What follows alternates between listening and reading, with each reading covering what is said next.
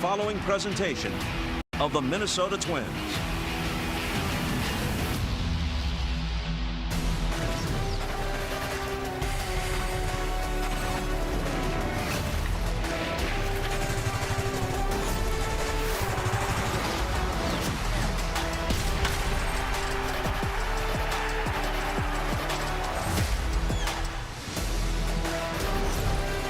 Minnesota Twins baseball is presented by Progressive, and today it's the final game and the rubber game of this three-game weekend series as the Twins wrap things up against the Colorado Rockies. And with that, we welcome you back to the booth, everybody. Welcome back to Twins baseball here on Twins TV. Corey Provis alongside Justin Morneau.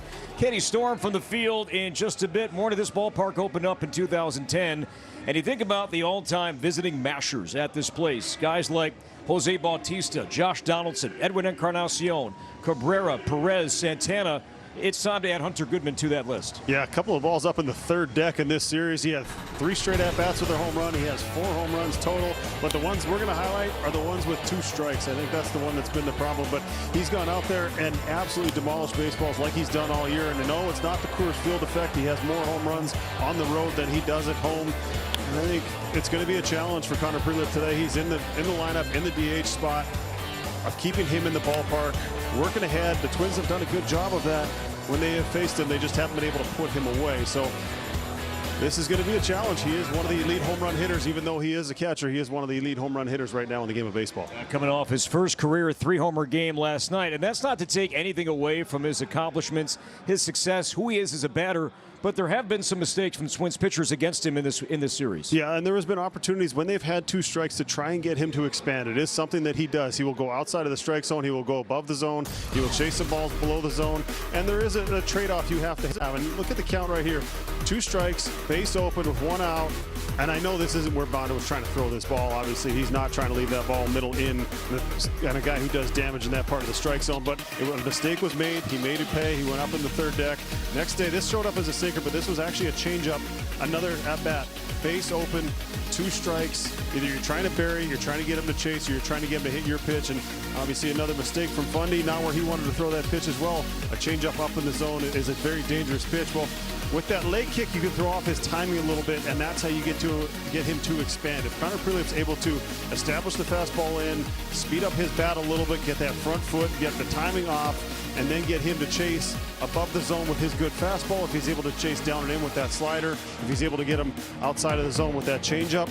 But working ahead with 2 strikes obviously is essential. As I said, they have done a good job in that series, but the numbers kind of tell everything you need to know. As you see the home runs, he's tied now with Buxton and Alvarez for the second most in baseball.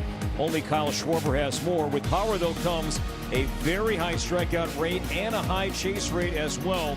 So we'll see if Connor Prelip can take advantage of that today, because like we said, there have been some 2-strike counts against Goodman. We'll see if Prelip fares better today. Yeah, and I think Prelip has that wipeout slider. He has the ability to miss bats. It is essential that they continue to work ahead, and I think he's able to do that. He's established his zone. He's done a great job in his time in the big leagues of throwing strike 1. It's continuing to work ahead, continuing to make quality pitches. Once he gets strike 1, I think will be the big difference in him having a good start or not in this outing. And Connor Prelip, he is going on extended rest. He last threw 9 days ago. It is Royce Lewis jersey giveaway today. Twins and the Rockies one more time. Coming up next on Twins TV. Minnesota Twins baseball is presented by Progressive Insurance. It's easy to bundle your home and car insurance at progressive.com. And by Ford. Visit local.ford.com or your local Northland Ford dealer today.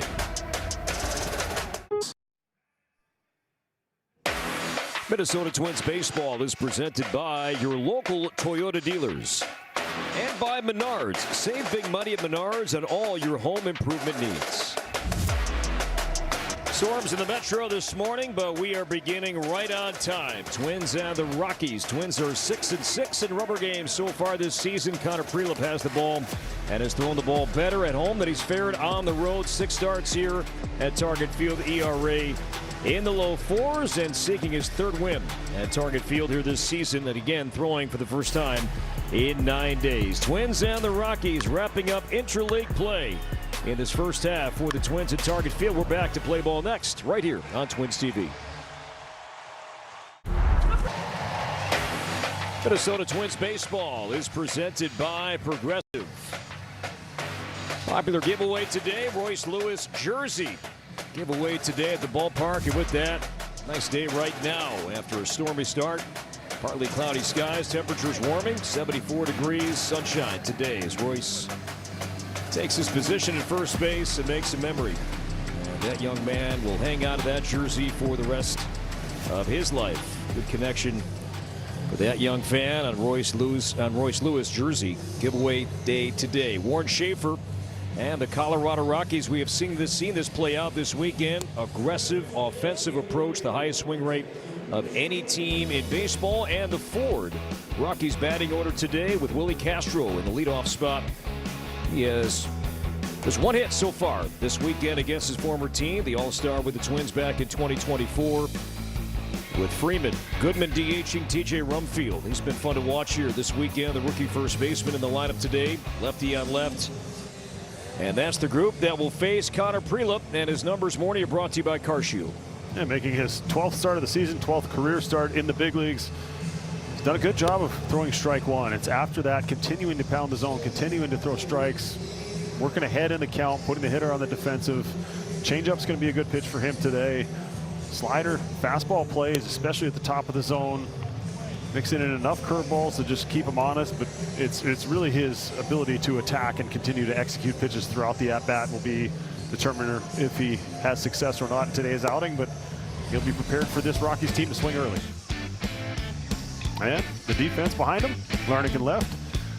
Buxton in the DH spot, Martin in center, Keyshaw again in right, Lee at third, Kreidler getting the start at short, Clemens at second, Royce Lewis on his jersey giveaway day at first, and then Alex Jackson will be doing the catching behind the plate.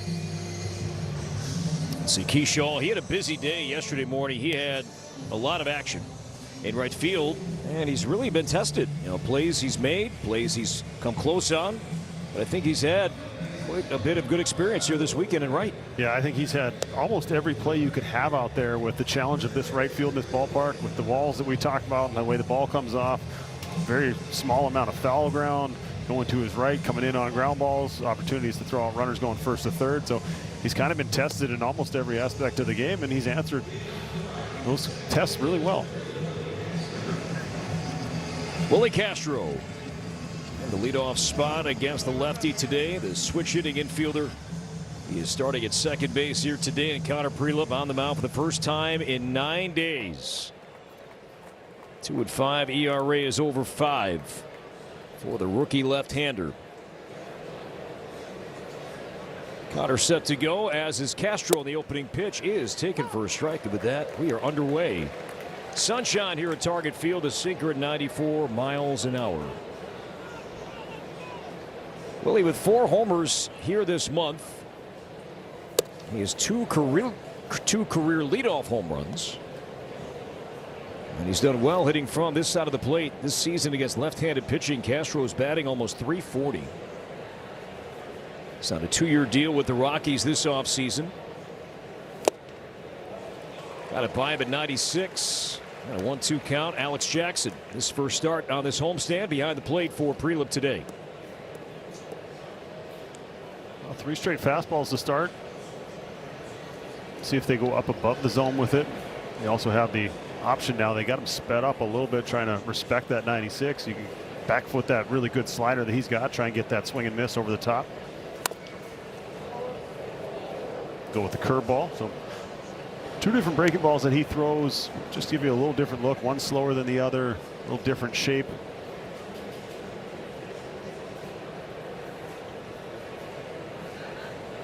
Ball and 2 strikes on Willie Castro. To the right side, and a base hit. Another curveball from Prelup, and Willie is on with 6 stolen bases to start the day for the Rockies. Well, back-to-back curveballs down and in. This one he just left out over the plate, just kind of rolled. And as a hitter, when you see that ball kind of pop out of the hand, anytime there's that arm side miss from a left-handed pitcher to a righty, that ball, you'll see it immediately pop up out of the hand, and it'll tell you something different is coming. And when it hangs in the zone like that, you give the hitter a chance. Now Tyler Freeman in right field, shows bunt, pulls it back, and a fastball missing high. And Prelup here in the first inning to start his major league career. ERA is high. It's in the mid-6s. There's 32 earned runs allowed. 8 have come in the opening inning.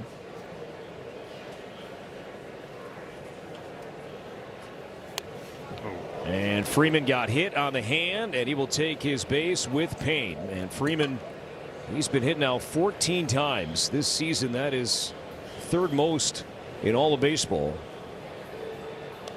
This one got him on the hand. So immediately the reaction sounded like bad at the start, which is not a good sign. That tells you it's squared up bone pretty good. Right off the top of the outside of that bottom hand. Right near the knuckles. That's a painful spot. Didn't hit me, and I'm up here wincing looking at it. For those of you who've been uncoordinated enough to ever be trying to hammer in a nail and you hit your finger, that's about what it feels like. So he's been hit now 14 times. That's the most by a Rockies player prior to the All-Star break in team history. And now Hunter Goodman is coming up. StatCast 3D powered by Google Cloud. 4 home runs in 2 games for Goodman here this weekend. Yeah, the one career high, the first one up in the 3rd deck. Big home run late. Knocked down by Prelup. Time, second high throw, and yes, able to come down was Cody Clemens to get the force on Freeman as Castro makes 3rd. Alex Jackson's going to go out. I don't think this will count as a mound visit. I think Prelup kind of got this off the bare hand somewhere on his pitching hand wrist area. Great play by Clemens at second to be able to come down with that ball and get the force. Unfortunate for the Twins, not able to get a double play, but it looks like he's pointing at the wrist. If that had any impact on the throw he made.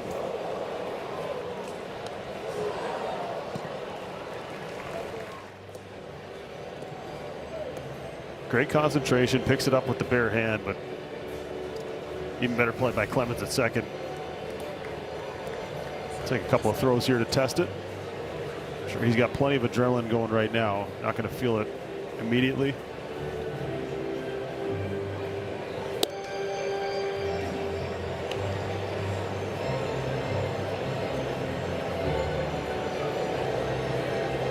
Paparesta, Twins head athletic trainer, out to take a look with Derek Shelton, and Prelup 2 warm-up tosses. We'll have 1 more.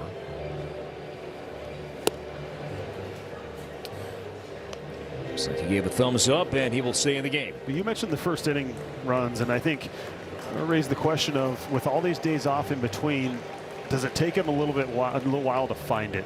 Is there a little time where he has to get comfortable back on the mound? It's been 9 days since he's been out there. Has that impacted him in any way?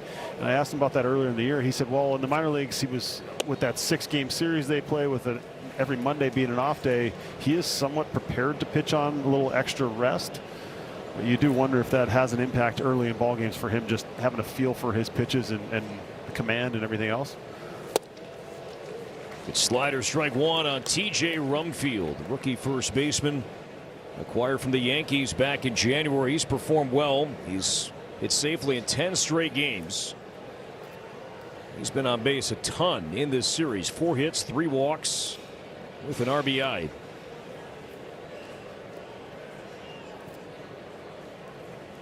Prelup, he has good ground ball numbers. As the slider misses high. Improving ground ball numbers for Prelup as his rookie season continues. Still slightly below league average. 2 on, 1 out. Ground ball weakly left side. Diving stop by Lee and lost the ball and his glove. Everybody's safe and a run is in. So Rumfield put the ball in play. And Castro scores 1-0 Colorado. That'll go down as a hit. Brooks leaving his feet, trying to make this play. Not sure if the wrist kind of rolled on him with the glove, if it stuck when he got in that ground. Goes to catch it. Yeah, it just kind of rolled on him. That does not feel good. And then the glove came off the hand after that. No, you cannot throw your glove at a fielded ball. That would be a little different situation there. Switch hitting rookie outfielder Cole Carrick chops Left side to Lee. He'll go second. And Clemens on to first. And close, but not in time. A quick turn there from Cody Clemens to make it pretty close at first base. Carrick can fly. So Rumfield is out. Goodman to third, 2 down. Rockies by 1, and here comes Kyle Karros. Well, there's just so many decisions you have to make on every play as a fielder, and you kind of make these plays in your head before they happen. If it's hit to my left, here's what I'm going to do. If it's hit to my right, well, this ball was kind of at Brooks, and it was, do I hang back and wait to tag that runner, or do I go get it and then have to make a throw back across my body? And it's usually how fast the runner is, how hard the ball is hit when you have to make that decision, and that was a very hard ball to be able to turn to and make it close. So a foul back on a slider. We'll keep an eye on Carrick here. Just has 1 stolen base, but he can absolutely fly at first base. Goodman at third, and a strike on Kyle Karros. Homered last night late in the ball game off Marco Raya. His 5th this season, but he has been hot here in June. And now down 0-2. Son of former big league first baseman and current television analyst both for Fox and the Los Angeles Dodgers, Eric Karros.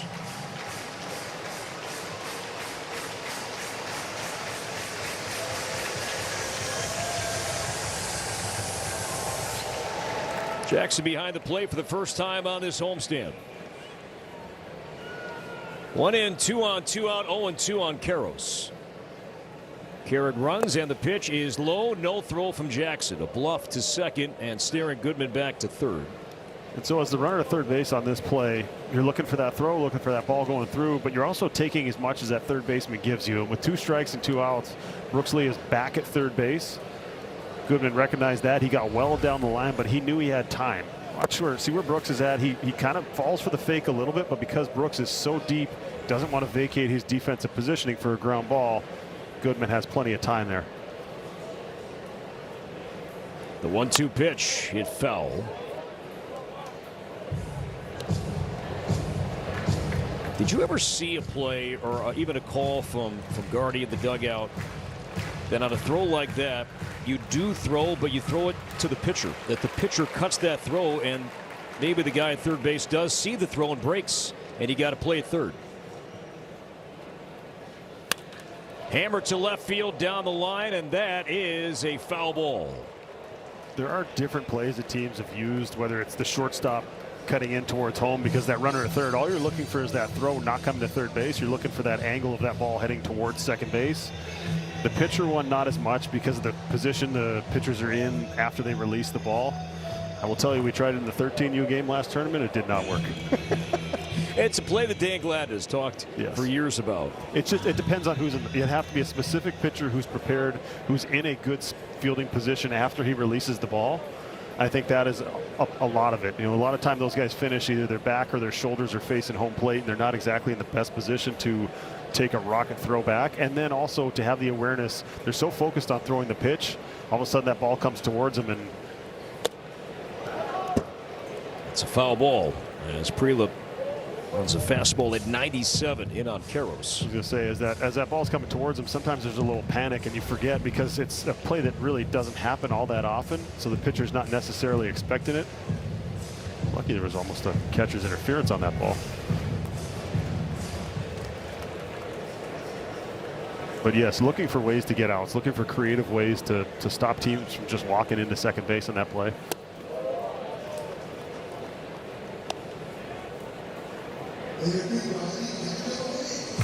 Two and two now on Karros, his second start in this series, batting .296 off left-handed pitching. Here comes the 20th pitch of the inning for Connor Prelip.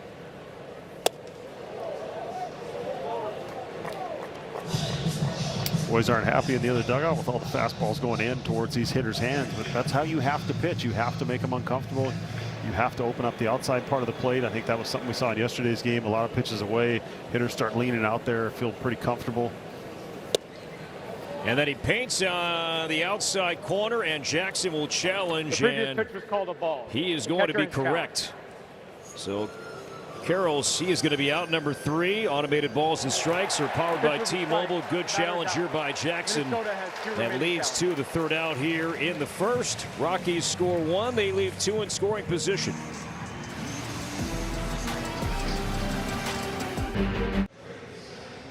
Beautiful Target Field on this home Sunday. Twins down 1 coming up. And the opening inning, our Delta drone camera. Target Field and Derek Shelton. And the Twins, 12-15 so far in series finales this season, 6-6 in rubber games. And the Menards Twins batting order, seeing more and more of this with Larnach at the top against a righty. Buxton, Clemens, Lewis, Lee, Keyshaw, Ryan Kreidler starting at short today. Martin in center.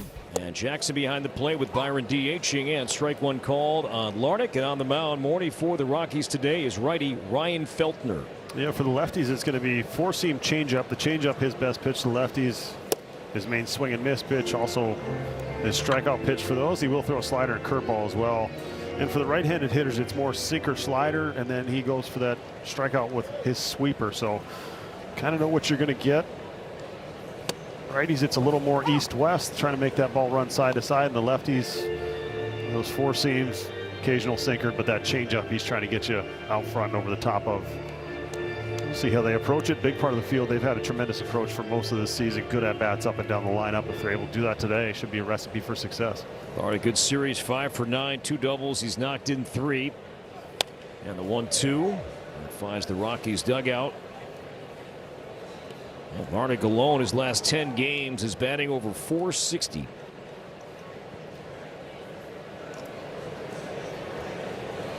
Yeah, the Twins some late life last night with a bases clearing double in the 9th inning.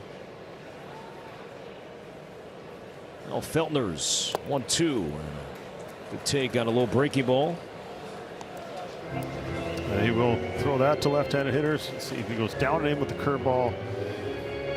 Be surprised to see him double up with that, but looking more fastball changeup if I'm Larnach here. Maybe a changeup down and away to follow that up. Slice to left center field, and Carrig drifting over makes the play, and one down here for the Twins. Buxton coming up as we take a look at Carrig and the rest of the Rockies defensively. Johnson in left, Carrig in center, Freeman in right, Karros at third, Tovar at short, old friend Willie Castro at second. Rumfield, he's had a good series at first, and then Fulford behind the plate with Goodman in the DH spot for the second straight game. Buxton DHing for the first time on this homestand as he tracks outside for ball 1. Last 19 games, 8 homers, 5 doubles, including 5 extra base hits over his last 7 games against the Rockies.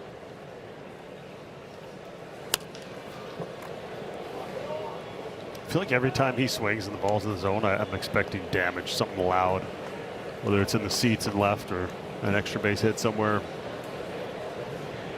It's amazing for after the first couple of weeks of the year that he's been as good as he's been for as long as he's been. So hard to maintain that focus, that consistent approach that he's had, but he's at the stage in his career where he knows exactly what he does well. He knows what pitches he hits well. He has a good feel for how the other team's trying to attack him. Popped up near the mound as 4 Rockies converge, and the third baseman, that is Karros, calling. And Buxton is retired, so 2 down here in the first inning. And now Cody Clemens. Back-to-back starts at second base. Now 5 starts at second for Cody, and no matter where he's played, he has really performed well defensively. First, second, some outfield, and it has not mattered with Cody Clemens 70 games in.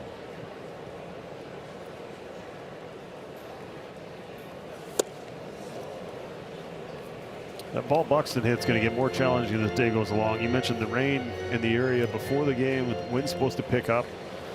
Might make some adventures for fly balls as this game goes along. Out to left center, and Carrig makes the play, and Feltner 3 up, 3 down with a 12-pitch 1-2-3 first inning.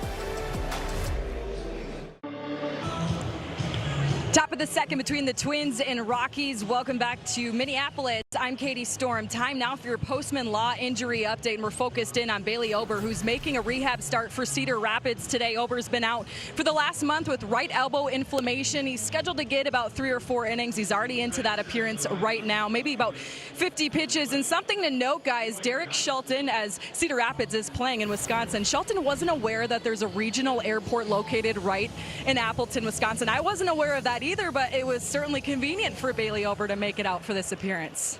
All right, Katie, thank you very much. So keep an eye on Bailey and his stat line today, pitching for Cedar Rapids. Also watching the St. Paul Saints game today. They are scoreless, bottom 6 at Louisville. Kalen Culpepper returning to the Saints lineup, DHing today, batting second.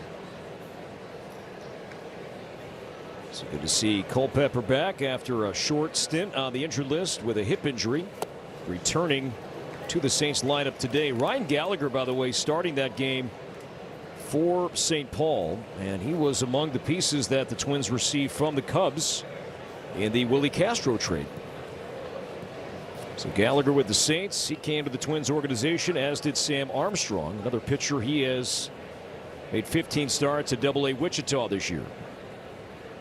0-2 the count to Johnston, as he swings and misses on that good curveball, and Johnston not happy. Boy. Yeah, he let us know. Yeah.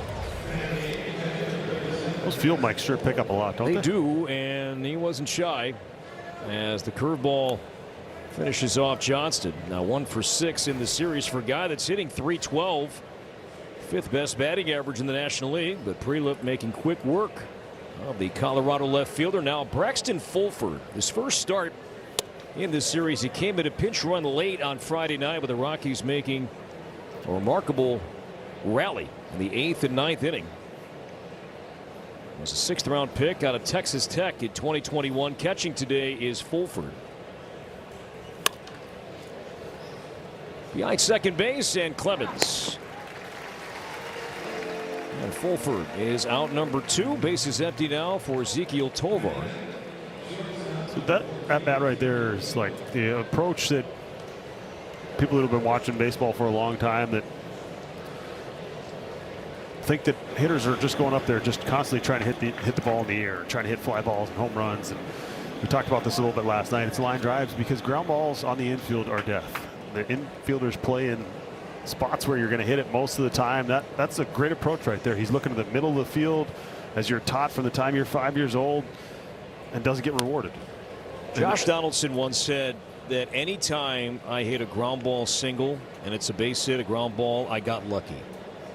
That's a Do you agree? Pretty good way of looking at it. The majority of hitters think that way, that any ground ball that they hit that goes through is more luck than skill? Just based on how good the defenses are and where they play, it's just so hard in today's game to find a hole. And you're trying to square up that ball. You're trying to hit it as hard as you can, as often as you can on a line. And then your miss is a home run. Your miss is a ball in the air, and you top a ball, and it's probably going to be an out on the ground. So it's an approach that has evolved over time. And I think, yes, when the league was no strikes above the belt and everyone was throwing sinkers, and the hitters countered that with trying to hit the ball in the air, I get that part of it, but that's not what hitters are trying to do anymore. It's a line drive approach. Swing and a miss on a curveball. Good inning for Connor Prelip, striking out 2. And Royce Lewis on his jersey replica giveaway day will lead off the home second. Twins down 1 early at Target Field. Royce Lewis batting cleanup today, 3 for 9 in this series so far. A double and RBI to run scored, and plenty of those home white 23s on display at Target Field here this afternoon on Royce Lewis jersey replica giveaway day. He seems to find a way to match the moment a lot of times, and since he's been back up, he's been swinging the bat well. Going up there aggressive. Feldner's 0-1 is outside. Feldner missed about a month. Was placed on the injured list in late April, came back in late May with right ulnar nerve inflammation. He's made 5 starts since coming back, and he's thrown the ball well as Lewis got tied up there on a high slider. Yes, it's coming off the IL. Feltner with an ERA in the mid-3s. And for a guy whose ERA was over 5 not too long ago. Improving numbers for Feltner as Lewis pulls it to left, and that's going to be a fair ball. And Royce on his way to second base. He is in sliding head first. Good start. Leadoff double begins the home second. Oh, great job of just getting to this ball, getting barrel to it, but incredible to see where the Rockies are playing him. He was about 30 feet off the line in the corner, almost where Alex Gordon used to play against Joe Mauer when he was up. The fact that there was a close play at second base on this ball is just absolutely amazing. It was a double in the corner where the left fielder barely had to go run for it, anticipating Royce pulling it over there, but nice job by Royce. Now Brooks Lee. Foul ball hung on to by Fulford.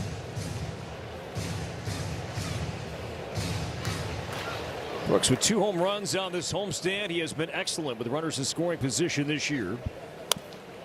And the Twins as a team remain #1, hitting .291 with runners in scoring position, best in baseball. Rays, Brewers, Rockies not far behind. Dodgers.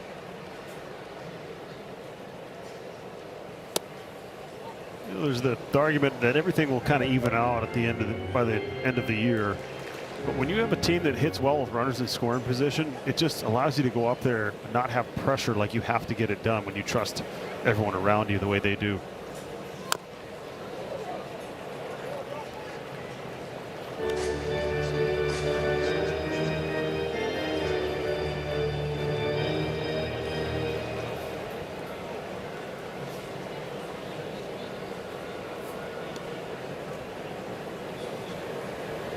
One and 2 on Lee.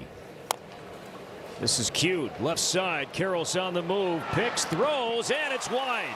Into foul ground. Royce will score. Lee stays at first base. And the Twins tie things up 1-1.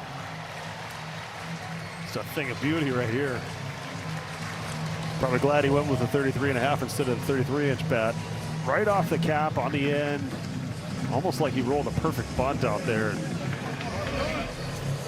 Great read at second base right away by Royce Lewis. This will go down as a hit, and then the run scoring on the error on the throw.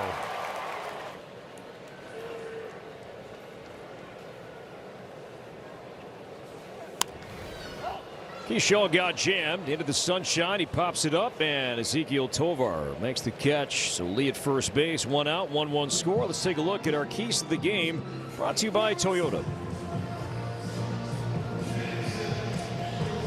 Quality at bats and stick with the process. Kind of related to how good they've done with runners in scoring position, but also how hard they've been hitting the ball. Didn't get the win last night, but the month of June we highlighted in the pregame show. They did a great job of it, talking about just how often they're hitting the ball hard. A consistent hard contact, and even though you don't get the results sometimes, you just have to continue to stick with that approach and that process, and trust that the more often you hit the ball hard, the better chance you are to get hits, to give yourself a chance to get hit. So continue with that. They've done a great job with that all year. I think I've been so impressed with this hitting group and what they've been able to do consistently throughout the year. Greiler bunts, rolling foul. Well, we're seeing the Twins do that a bit more, and the majority, if not all, have the option. If they notice that the third baseman is playing back, it has not mattered if you're talking about contact hitters, speed. You know, watching the game and seeing where guys are aligned defensively and trying to take advantage of it.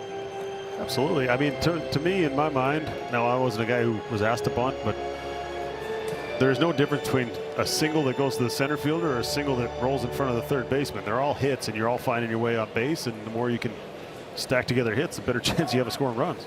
Lee runs, pitch inside, throw to second, and Brooks slides in safely. Feet first, the tag applied by Castro. Picked a good pitch to run on. Got a sweeper.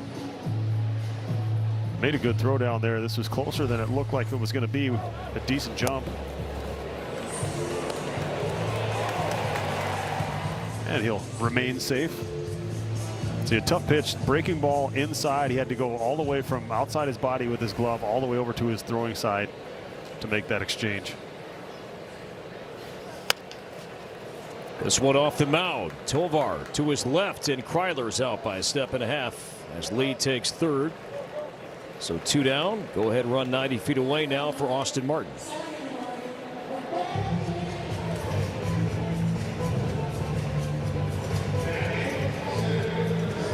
Martin starting in center field today.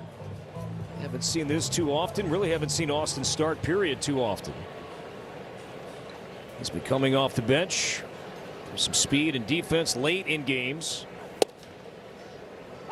And he was an everyday player. Morty back in April got off to such a great start and trying to find that success once again now late June into July.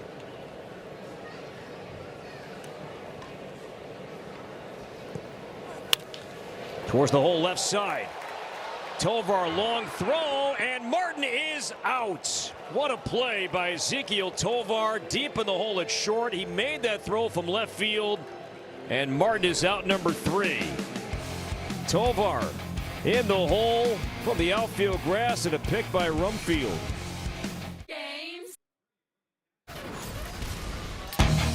Well, take a look at Martin's path. Sometimes you think you've got a hit, so as he's going, he started to take his turn, and then he had to readjust his path, and I think that's what caused him to be out by about half a step. That will be our unreal defensive play of the game. But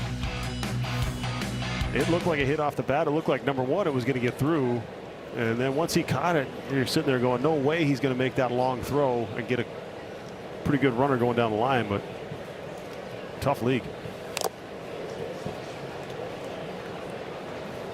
A ball 1 strike on Willie Castro. Singled and scored back in the Colorado first.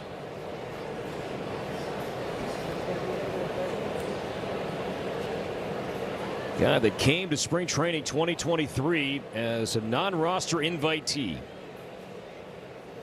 And that whole idea about spring training and numbers don't matter, well, for some they do. And for Willie Castro in 2023, spring training numbers mattered. He performed so well, made the team, had a great year, was an all-star the following year. Tied up there 2-2, and some more frustration that we can pick up from these Rockies hitters against Prelip early on today.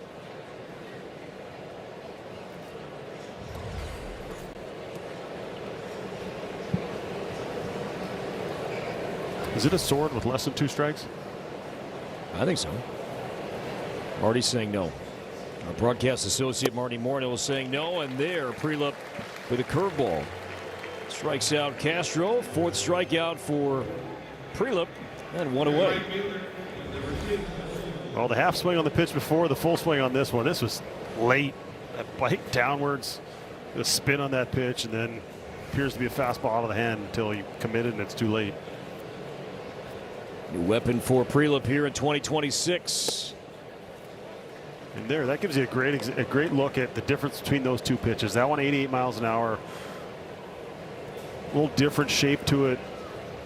Previous curveball, a little bigger break, a little slower, get that hitter out front a little bit more. And even if you have movement, if you throw, your primary pitches, 3 pitches to a right-handed hitter, 3 hitter, whatever it is, but if it's fastball 95 and then the changeup and slider are both 89 to 91, you're not really disrupting that hitter's timing too much. You're obviously looking for movement, but when you add in that curveball, a little slower velocity, forces that hitter to have to wait just a little bit longer before they can make up their mind, or they're way out front of it. So adding that pitch has been huge. Now the separation between his slowest pitches and his fastest pitches is 10, 12, 13 miles an hour, as opposed to everything being kind of in that 5 mile an hour range. Flipped out to shallow right, but Clemens will track it down. So we contact induced there from Prelip, and 2 down quickly here in the Rockies' 3rd.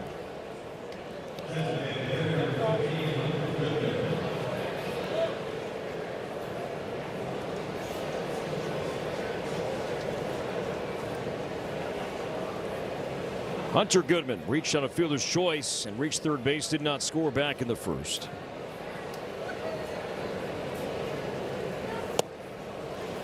Goodman is the first primary catcher to reach 25 home runs within his team's first 83 games of a season. since Johnny Bench did so back in 1970. And you see where he likes the ball, and those hot zones, they have played out in that way this weekend. He's taken advantage of some two-strike mistakes. Yeah, if you want to survive and thrive in the big leagues, you cannot miss pitches in that area, and he's had a fantastic first half to his season so far, not missing too many of those. And there's a two-strike pitch right there. Well located by Prelup. Changeup down. A foul tip hung on to by Jackson. And back-to-back 1, 2, 3 innings for Connor Prelup.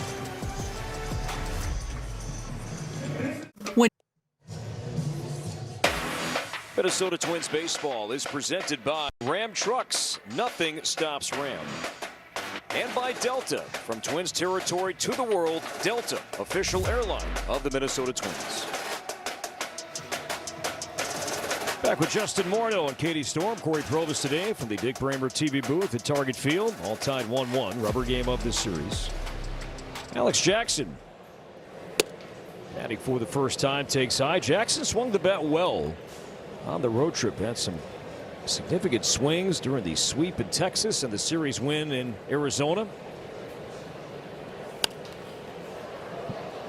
Coming in our direction, but will miss upstairs.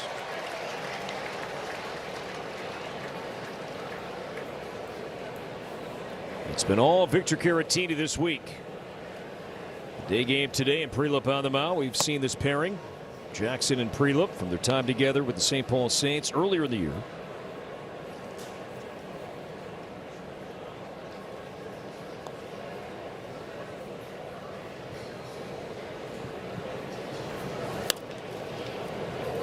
Sweeper pulled foul.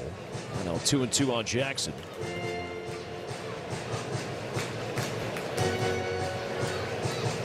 It's a good arm.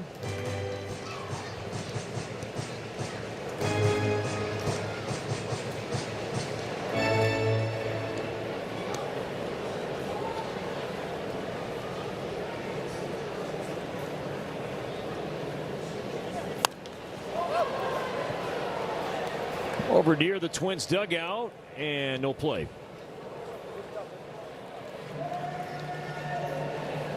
Oh, good catching up with Ryan Jeffers here on this homestand, Morty, and he is ramping up his baseball work every single day. Offensively, defensively, you name it. So he is recovering well from this broken hamate bone. And it seems like he's been out forever, but Shelty reminded us today it's been 4 weeks. And typically a 6 to 8 week time frame on that injury, but Shelty said 4 bullpens yesterday. He was down there working. He's been doing a ton of stuff defensively because the injury was on his catching hand, and most catchers just take a beating back there, so you got to make sure he's built up for that. I think the other point he made, talking about guys coming back from injury like this, the percussion, the vibration that comes off of hitting a real baseball. Now that they have these foam balls, these balls that hitters are allowed to practice on high velocity and it doesn't beat up their hands, I think maybe that will have a positive impact on his return as well. Oh, lost the bat to short, and Tovar throws out Jackson. 3 straight plays made by Tovar at short, and 1 away. Trevor Larnach coming up 0 for 1 today. As we take a closer look at the Twins leadoff hitter, Blue Moon, bright spot, and Larnach in this series has done a great job. 5 for 10, couple of doubles. Has yet to strike out so far this weekend. Being asked about Larnach last night, he said it's just the consistency of the at-bats. Even the one down 8-2, a bases clearing double he had, just not giving anything away, just going up there with that same consistent approach, staying in the strike zone.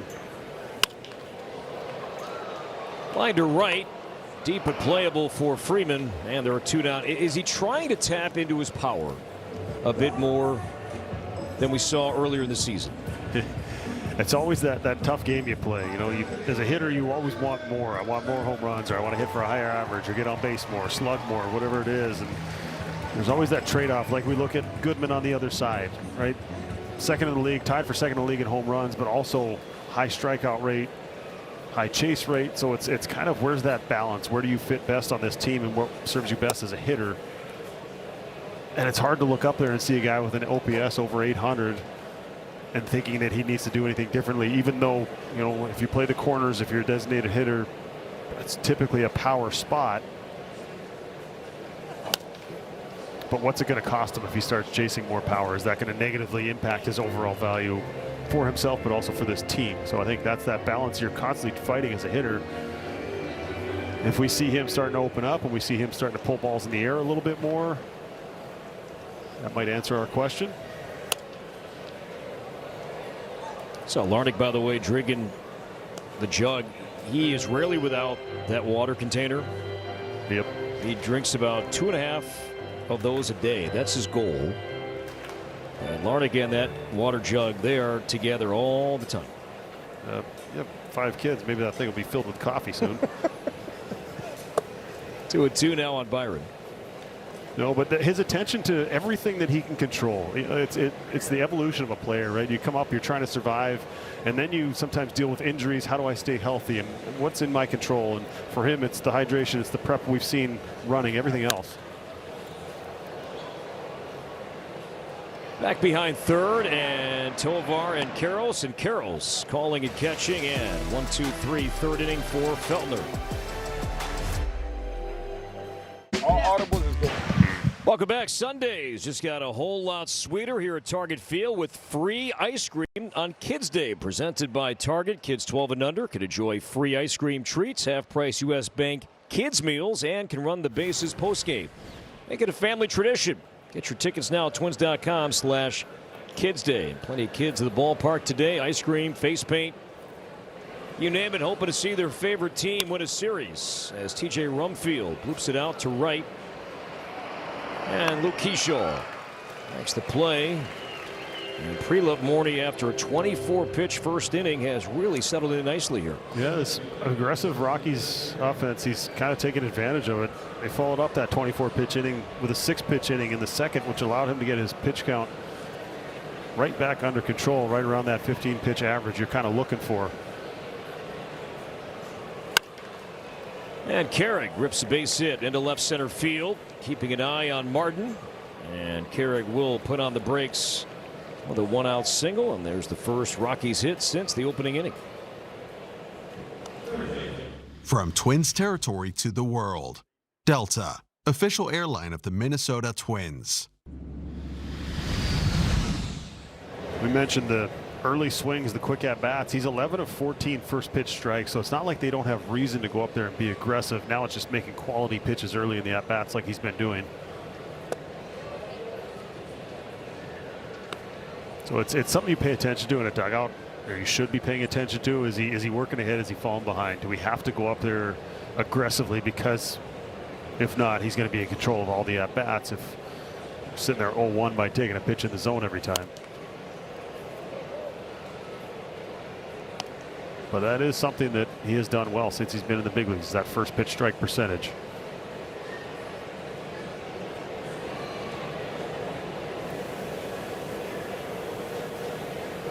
One ball, one strike on the Rockies third baseman Kyle Karros.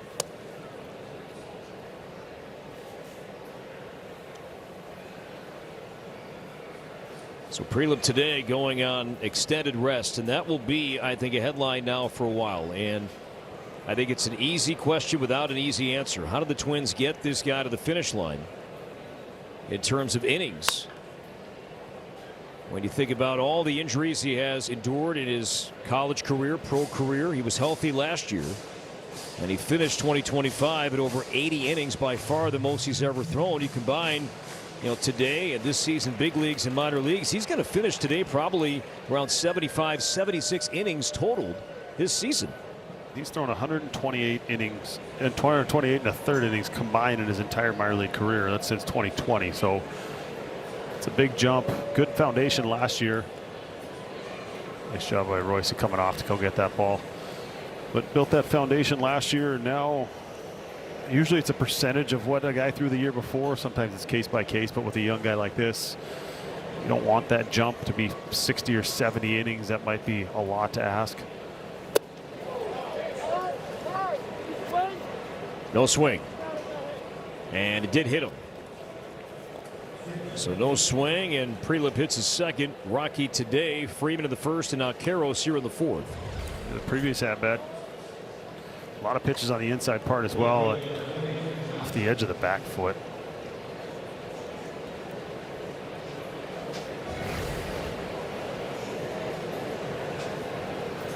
There's a play you could challenge. Maybe just a glancing blow on that back right foot, and we play on. So Carrick at second, Karros at first, and now Johnston. He saw nothing but sliders and curveballs and struck out swinging in the second. In the air to left field and shallow. Larnach coming in, won't get it. It lands, and Carrick stops at third base. Not sure if Larnach deked him there, putting the glove up on the way to the ball, if that stopped the runner, or if just couldn't tell if that was going to be caught, if it was going to hang up. And their home ballpark, this ball stays in the air just a little bit longer. The ball just never seems to come down in the outfield when you're playing out there, but in this ballpark, this ball gets in front of him. Watch Larnach as he's running towards this ball, just kind of puts his hand up, but with one out, they don't decide to send him. So bases loaded, 1-1 game, and now Braxton Fulford, the Rockies catcher. Debuted last year, 38 games, hit .213 with a home run. His third at bat with the bases loaded. 2 balls and no strikes on Fulford.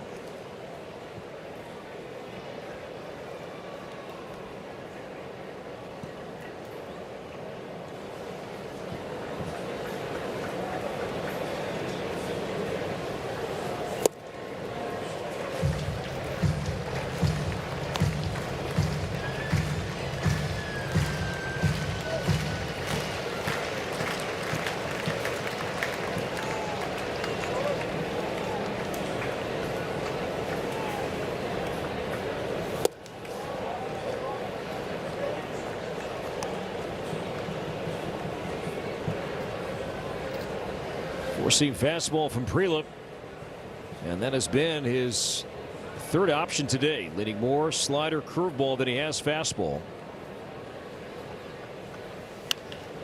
And that looked to be ball 4, and Fulford went after it on a pitch running in, 3-2. Yeah, you're right about that. It's been 60% sliders and curveballs combined so far in this outing. Bases loaded for the Rockies, and the 3-2 pitch. He struck him out swinging with a slider. 6th strikeout for Prelip, and a huge out number 2 here in the Colorado 4th. Was able to get back in the at-bat. Previous pitch, and here just looked like he just wanted to make sure he got this in the zone. Work not done yet, though. Be ready for a first pitch swing here. Highest in the game, Ezequiel Tovar, as he tracks that backdoor breaking ball for strike 1.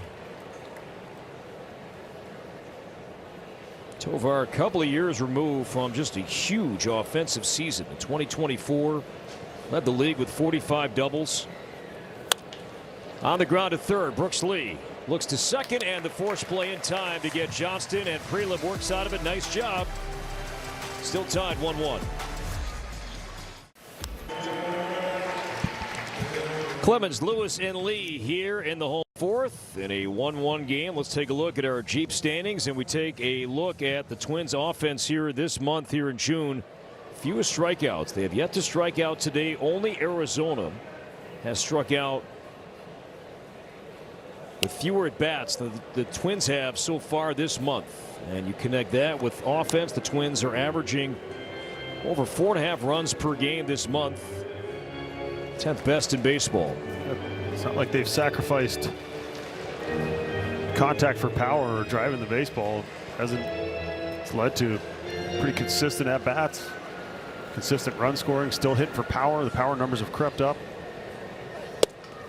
I think also related to not walking as much, so not running as deep counts. We were seeing right around 4 pitches per plate appearance as a team earlier in the year. Now it's closer to 3.5.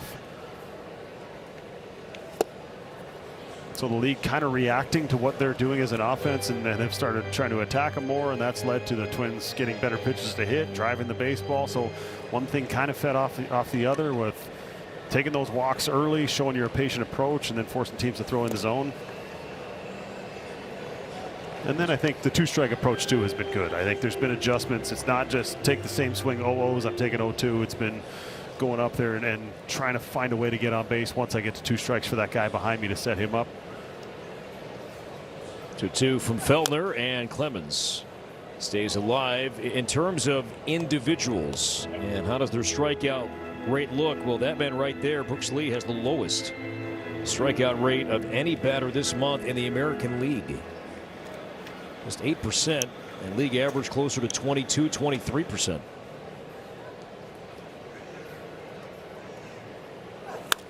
As Clemens hammers it high and deep to right field. Back it goes, and way out of here. On to the plaza in right field, number 13 for Cody Clemens, and the Twins have a 2-1 lead here in the 4th. No better feeling than that right there. Standing at home plate, knowing that ball is going to be long out of this ballpark. Look out, Brooks, he's coming for you. 13 on the year, 1 back of his buddy.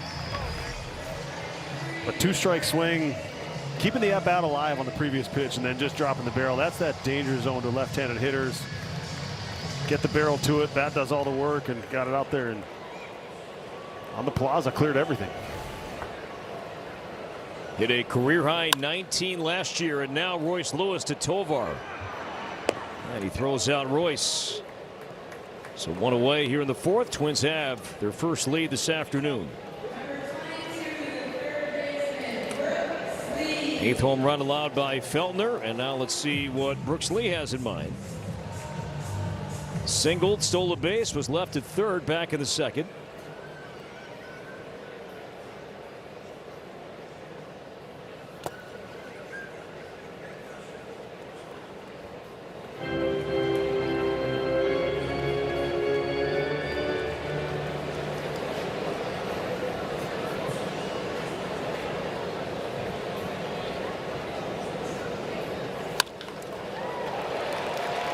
Base hit for Lee. Humpback single pulled to right, so Lee is 2 for 2. Twins by 1, a man on. Keyshaw coming up, and for more on Brooks Lee, let's check back in with Katie Storm. Yeah, guys, a 2-strike hit that we saw earlier in this game. He's been so good with 2 strikes, Brooks Lee, this season. He said he's just better at being more selective with his pitches. He feels like he hasn't swung at many pitches that are borderline a ball like he used to last year. You guys have talked about that in this series in particular. He's just done a better job at knowing the strike zone with 2 strikes. And Justin, I know you said a mindset shift you felt with Brooks. He did say it's a little bit of a mindset adjustment. Overall, he's just trying to keep the same approach through all of his pitches of the at-bat.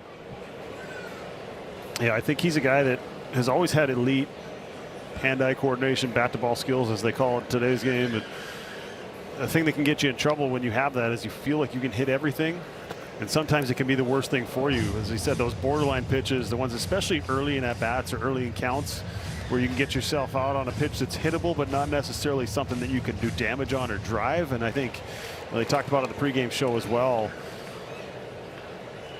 Not every strike is a good pitch to hit just because it's in the zone or gets called a strike. If it's something you're not looking for, if it's in, if you're looking in and it's away, if you're looking up and it's down, whatever it is, if it doesn't match up with your plan, even though it's still a strike, before you get to 2 strikes, it's not something that you necessarily need to offer at. And I think that's what he's starting to figure out, is what pitches can I drive, what pitches can I go up there and just take my singles on, and he's finding that balance, and he's evolving as a hitter, and it's fun to watch the growth that we've seen from him the last few years.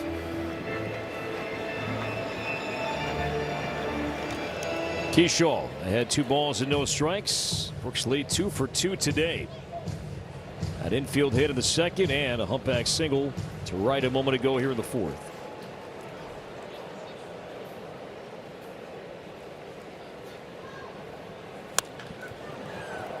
Softly left field, and here comes Johnston, and there is out number 2.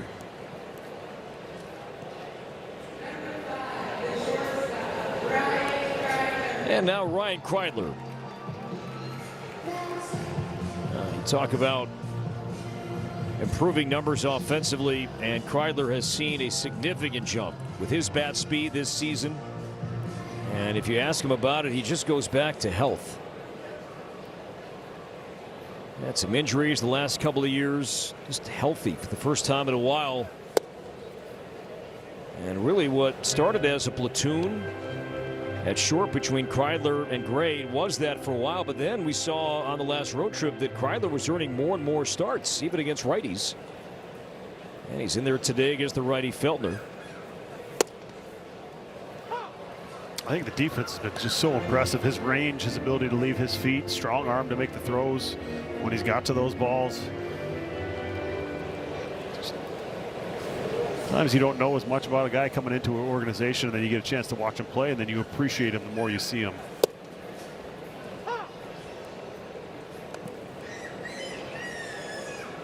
He has gone 25 straight plate appearances without striking out. Kreidler has third longest active streak in the game.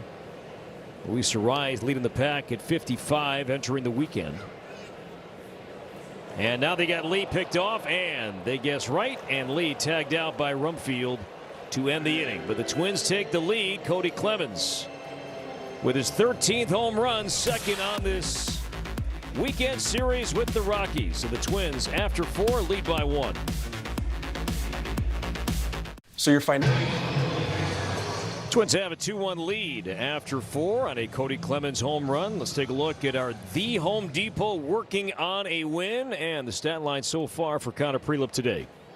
Yeah, it's been very good, especially after that first inning, extended first inning, but he's really settled down and changed the pitch mix a little bit, as you pointed out last inning. Throwing more sliders than he normally does, throwing more curveballs than he normally does. Four-seam fastball usage is down, but it's been very effective. And how do you counter a very aggressive team like the Rockies? Well, you make the ball spin a little bit, you change pace, you get them off balance, and you try and get them off the good part of the bat and get some weak contact, some quick outs. And he's done a great job of settling in with that pitch count after that 24 pitch first.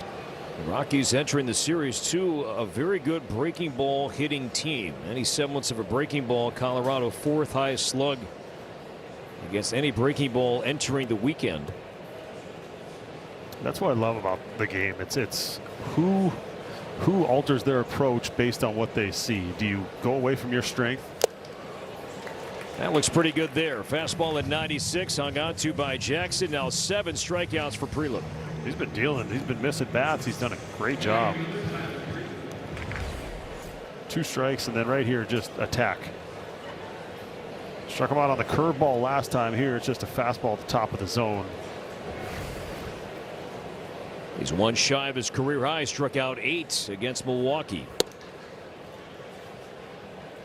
Back in mid-May.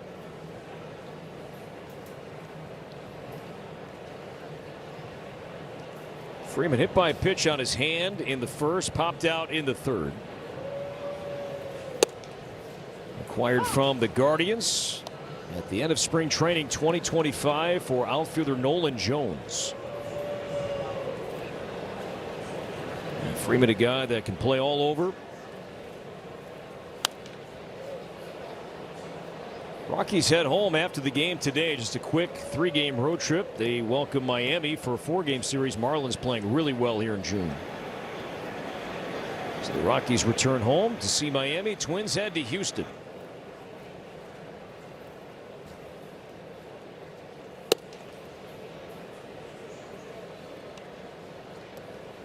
Astros right now trailing in Detroit 3-0 in the 6th inning.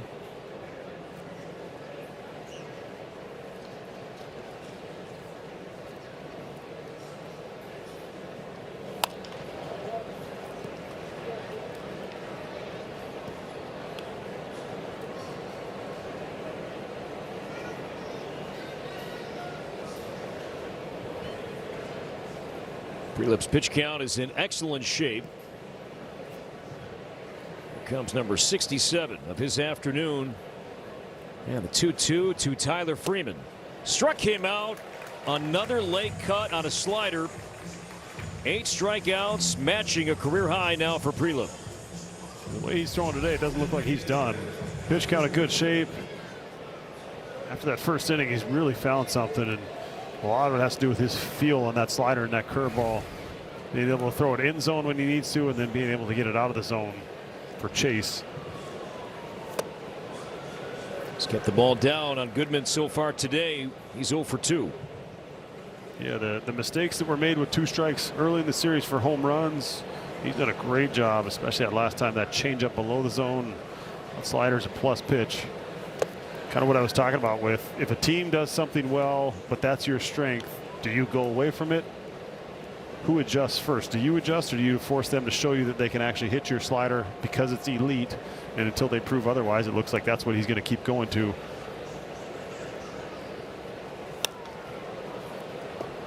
Now you got some pitches to try and get him to chase here. Did a good job of that changeup below the zone. His last time up for the strikeout. Go fastball up. 1-2. Backdoor breaking ball stayed away to Goodman, who leads all big league catchers in home runs, extra base hits, total bases, runs, and slug. Was behind the plate on Friday, DHing for the 2nd straight game. The 2-2. Well, the down and in, so with his curveball and his slider from a lefty, this is one spot that kind of stood out to me on the heat map. Look at that 3, that down and in. So if you don't make sure you bury that pitch, he has gotten to it a few times this year. 3-2, don't need to throw him a strike here. You can still try and get him to chase. Kept the ball away and sends one to playable right field, and Luke Keeschall. 3 up, 3 down. Connor Prelip on a roll today. Twins back at it in the 5th, leading by 1. Minnesota Twins baseball is presented by Culver's. Baseball is better with a butter burger.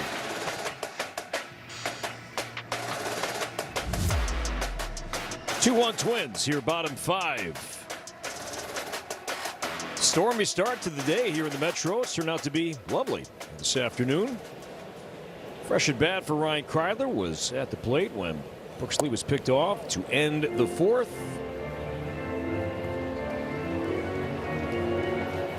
Kreidler, Martin, and Jackson.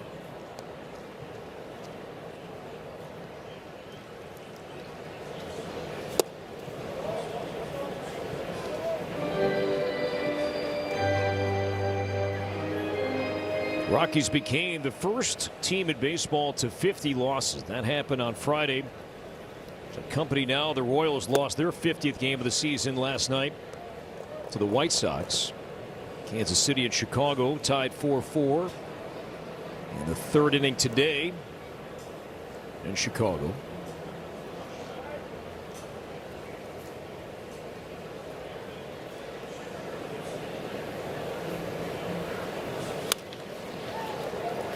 Two-hopper to 3rd, and Karros throws out Kreidler. So 1 down here, bottom 5, and bases empty for Austin Martin. Let's take a look at the Major League Baseball landscape last night. Dodgers scoring 9 in the 6th inning at Petco Park. Good night for Kyle Tucker as the Dodgers beat the Padres. The White Sox walk off the Royals yet again. 10 straight home series wins for Chicago. And Tampa Bay having a great season. It's funny because we saw him so early. It was hard to envision how well they've been playing. Tovar retires Martin. They always find a way in Tampa, don't they? Yeah, we were talking earlier about hitting the ball on the ground. If you look at Milwaukee and you look at Tampa Bay, they're in the top 2, top 3 in terms of ground ball rate as an offense. So it's not to say that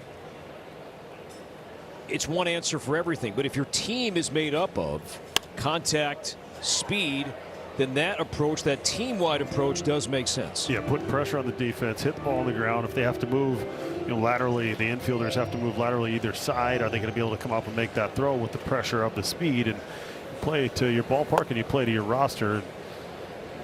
2 teams that have played very well for a long time. And I think also Tampa the bunt side of it, so I think that's probably added with the team speed and getting the ball on the ground. Those bunts would count towards that ground ball rate. But yes, it all depends on how you're built and your ballpark. It's something that I thought after Kansas City won, bigger ballpark, pitching, bullpen, all those things. I know that was 11 years ago, but I thought maybe that was going to catch on. It hasn't really, but now all of a sudden there's more teams kind of looking at that Milwaukee model of speed, defense, obviously pitching matters. Karros has been busy today, and he throws out Jackson. And 3 ground ball outs from Feldner. The Twins go down in order. With a 6th inning about to begin, and we take a closer look at Connor Prelup. His stat line today, 5 innings so far, no walks. He struck out 8, matching a career high, and is back out for the Rockies half of the 6th inning. And for Connor Prelup, throughout his time, whether it was college, professional baseball, it hasn't been a matter of does he have the stuff. It's a matter of can he stay on the field, has he been healthy? And you see flashes of brilliance like you see today where he is just dominating and making that ball spin, life on the fastball, getting in on these hitters' hands, quality strikes. Envision a rotation with him somewhere near the top, hopefully for a long time, as he's just at the beginning of his big league career. There is something special in that left arm. Rumfield is 1 for 2.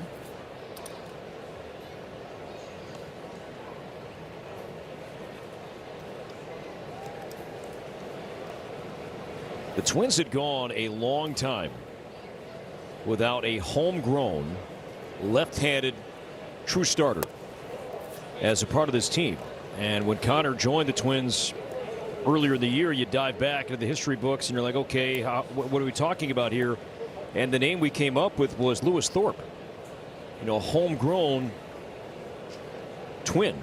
And Thorpe debuted in 2019. And now 2-2 on Rumfield. Not to say there have been other left-handed starters, but we're talking about homegrown. Draft, develop, that kind of thing. International signing, yes. Something like that. And it's been a while since the Twins have been able to tap into left-handed starting pitching. It's so important, I think, to have. If you get 2, it would be great, but one in the rotation where you disrupt that other team's platoon matchups and everything else. Skips off the mound. Kreidler slides, picks, and no play. Ball came out. Even if he had a grip, Rumfield, he was going to beat that. So that'll go as a leadoff single for Rumfield to begin the Colorado 6th. Yeah, he ranged all the way on the other side of second base here as Clemens was playing him to pull. Catches it clean, tries to do that, plant the right foot, pop up, spin, and make that throw. Just couldn't get a grip, and even if he did, you're right, I don't think he would have had a chance at him at first. 5th Colorado hit as a changeup misses inside to Cole Carrig. Well, just say about the lefties in the rotation, a lot of teams platoon now, so if you can get some of those power left-handed bats to sit down, you get some righties, you make them sit down for a day, sometimes 2, just kind of changes the flow of a series. And so I think having the lefty starters is huge. It's important. Being able to pair them, being a different look. Speaking of lefty arms, Kendry Rojas, he did start today. Gallagher came in almost a piggyback with Rojas for St. Paul. They lost that game at Louisville 3-0.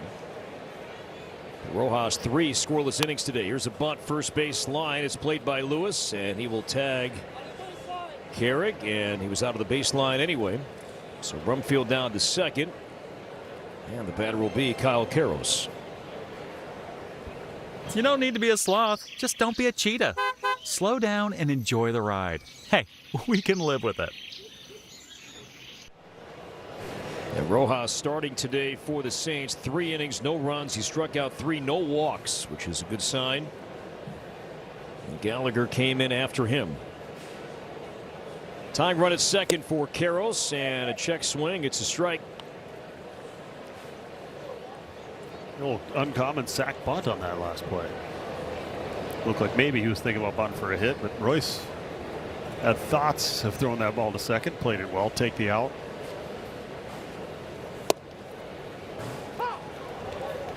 now he's thrown so many sliders and curveballs, and it looks like the Rockies hitters kind of have that in their mind. All right, this is what he's going to do to us today, and then you end up taking an 0-1 heater right down the middle with a runner in scoring position, like just based on the fact that he's adjusted what he's done throughout the season with his pitch mix.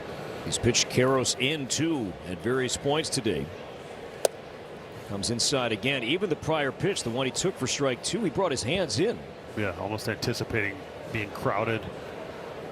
But that's what it does. Pitching in and pitching in effectively is such an impact on hitters.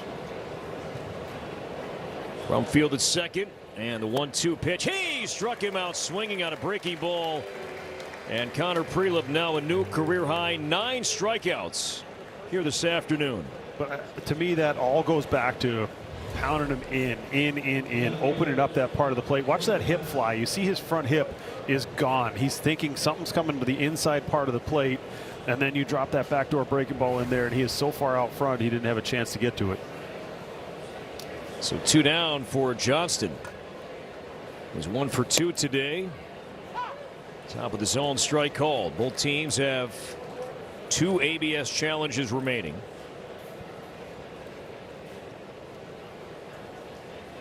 Career high 9 strikeouts for Prelip today in his 12th big league start.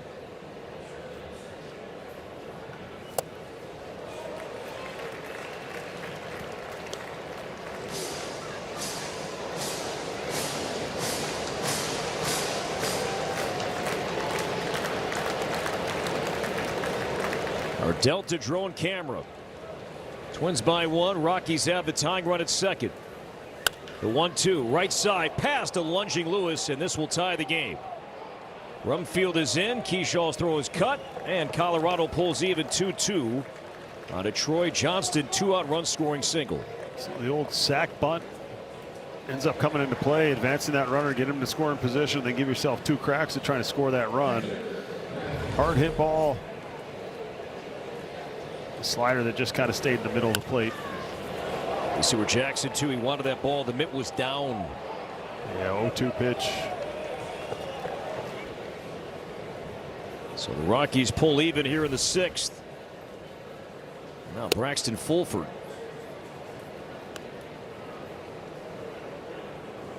Twins have the top of their order coming up in the bottom of the inning in Larnach, Buxton, and Clemens. And the Rockies bullpen is quiet.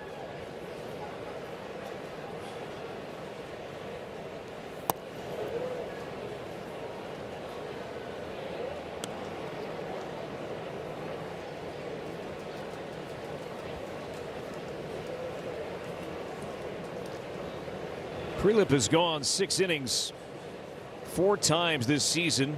He has not gone more than that. 97 pitches his last time out, 98 the outing before that, so he's built up in this range, but we'd probably be surprised to see him go too much deeper in this game. I'm sure Shelty would love to see him get that 3rd out right here and not have to make that decision.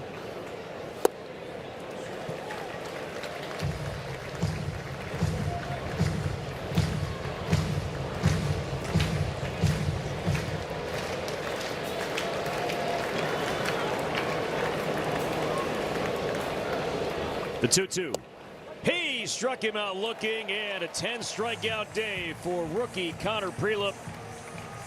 Adding 2 more to his strikeout total here this afternoon. Fulford 0 for 3, striking out twice. Great showing for Prelip this afternoon. Here is where it all started. Oh, game days. They just got better with $2 beer. Sip on $2 Budweiser Bud Light or Summit Twins Pills prior to first pitch every Friday and Saturday home game all season long. Get your tickets and toast the Twins at twins.com/tickets. All tied 2-2. Larnach, Buxton, and Clemens. Ryan Feltner. And strike 1 on a changeup. And that is the pitch that you highlighted, Morning, at the start of the telecast today. That is the swing and miss pitch that Feltner has. He's got good depth on that ball. Throws it with conviction. Looks very similar coming out of his hand.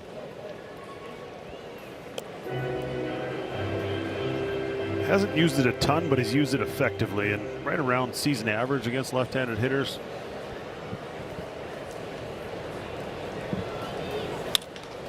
Larnach whacks one to right field. Deep, this one towards the wall, and that ball is right off the head of Flo. And Larnach on his way to second base. Good start. Standing double begins the Twins' 6th inning. And I had a call there too. Didn't have enough courage to make it on the air because I wasn't sure. Doesn't count. But good swing last time up. Good swing right there. Home run in a lot of ballparks, just not this one. Jumped on that fastball. You see that late run on that pitch. About 3 feet from getting out of here. Great way to start the next inning, though, after you give up the lead. Come right back out there, put pressure on the Rockies. So Larnach with his 3rd double in this series. Alone Leishman, pitching coach, out to visit with Feltner. Both bullpens going to work here in the 6th inning. And now Byron Buxton. He has popped out twice.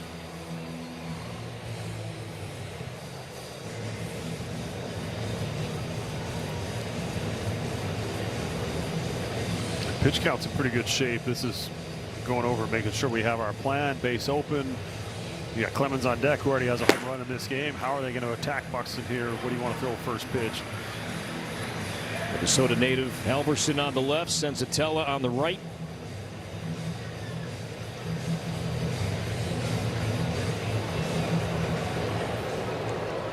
And now Byron, 25 homers, 43 knocked in.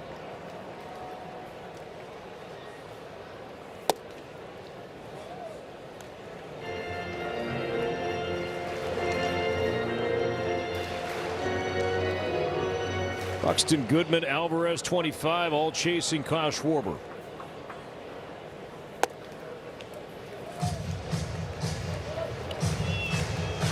So back to that Larnach ball. As I mentioned when he hit it, home run in 26 of 30 ballparks. I said just not this one. See if he can find a way to score anyway.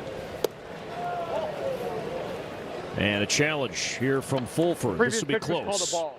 The catcher has challenged. Looked like it just clipped the bottom part of the ABS zone, and it did. The pitch was a strike. The count is 2-1. 2-0, you're not looking for that. Remaining That's not something you want to take a swing at anyway. 2-0 change up below the zone.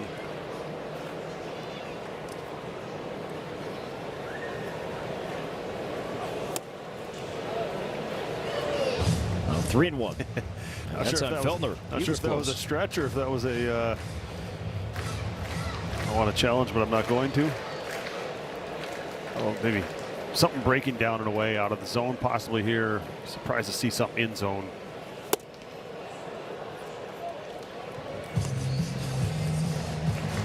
Three-one changeup and right towards the outside corner. No fastballs in this at bat so far. Slider, changeup, sweeper. That was a changeup that almost looked like it had a little cut to it.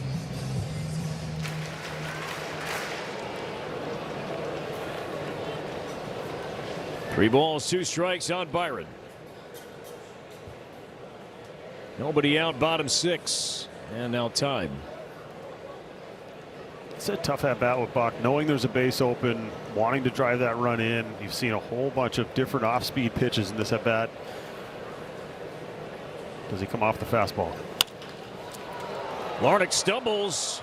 A chance at second, but the Rockies take the out at first base. Tovar gave it a thought, looking at Castro at second base after Larnach stumbled, found his footing, and thankfully returned to second base. So Byron grounds out, and here comes Cody Clemens. Long home run for Cody back in the 4th inning, and the home run swing powered by Treasure Island Resort and Casino. For every Twins homer hit to the Treasure Island home run deck, Treasure Island donates $2,500 to the Twins Community Fund in support of the Junior Twins Equipment Kit program.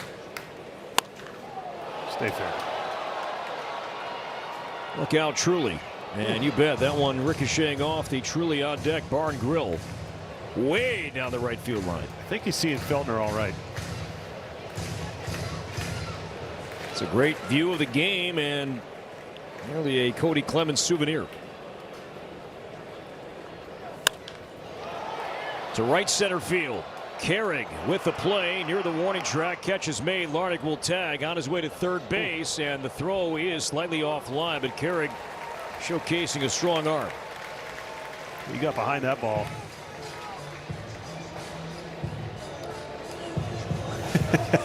They're checking, and the umpires are all pointing to each other. They're appealing second base and looking at each other going, that's my call. No, that's your call.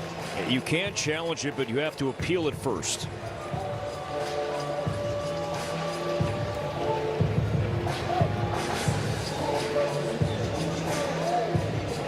And Schaefer saying no challenge will play out.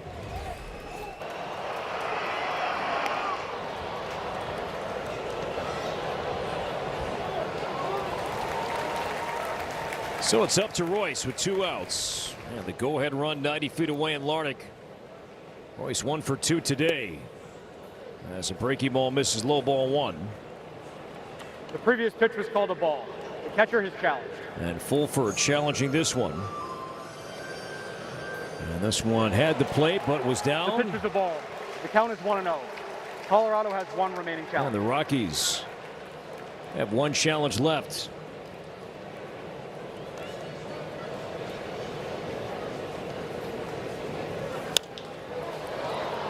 To left field. Deep but playable. And Johnston came in, breaking back, and makes the play. The Twins squander a leadoff double from Larnach. Don't score. Still tied after 6. Minnesota Twins baseball is presented by Thrivent, where finances and generosity are the ultimate double play. Beautiful late June Sunday here at the ballpark. Blue skies and sunshine, and a good game, all tied 2-2. And the Twins bullpen going to work. Andrew Morris picked up the win on Friday night. Takes over here in the 7th inning today to see Tovar, Castro, and Freeman. We'll bring him in for 9-1-2. Some high leverage spots. Another first pitch swing from Tovar. And Keyshaw charging. And he's got it. 1 pitch, 1 swing, and Tovar now 0 for 3.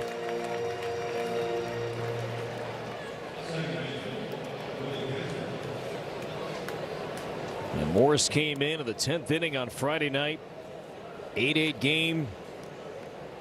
And the Rockies did not score. 3 balls on the ground.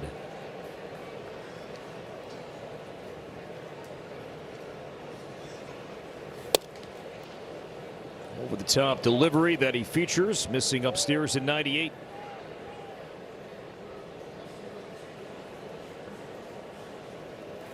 Trim the hair as the Twins returned home and caught the corner. 1-1.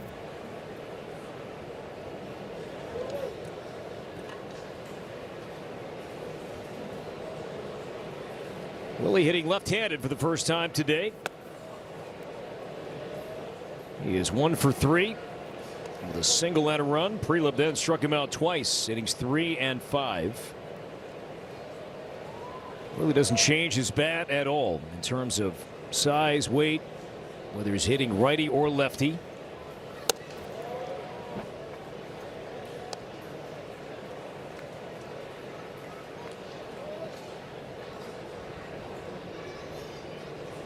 He started all 3 games this weekend at 3 different positions. Third base Friday, shortstop yesterday, second base today. And chase ball 4. Good fastball up from Morris, 3-2.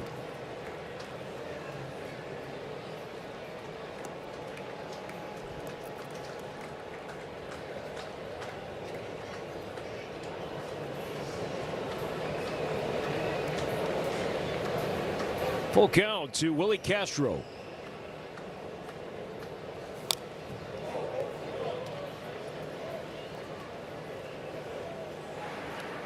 Seth Halverson.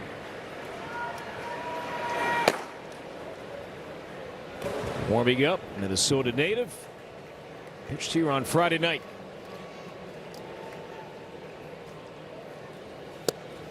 Strike 3 called on a cutter at 93, and Castro strikes out for the 3rd time. And there are 2 down here in the Rockies 7th.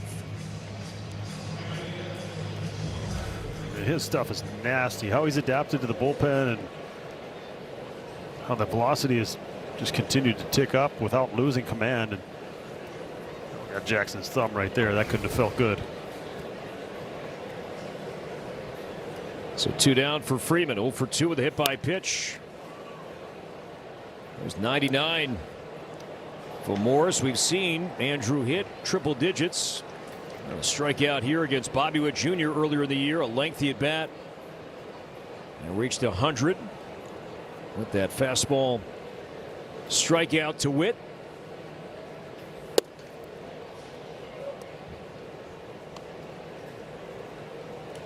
One and one.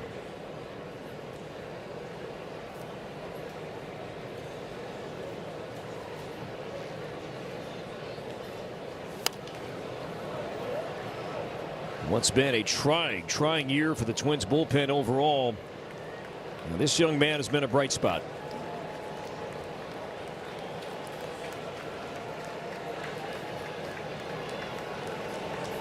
One and two the count on Freeman. Check swing, and he went, sure did, and Freeman is out number 3. 1, 2, 3, 7 for Morris, including 2 more strikeouts. And the Twins will bat bottom 7 with Lee, Keyshaw, and Kryler coming up in a 2-2 game. We'll keep it here on this home Sunday in late June for God Bless America. This time we ask that you please rise as we welcome 2026 Twins audition winner Stephanie Helfenbein from Minneapolis as she sings God Bless America. God bless America, land that I love. Stand beside her and guide her through the night with the light from above. From the mountains to the prairies to the oceans wide with foam.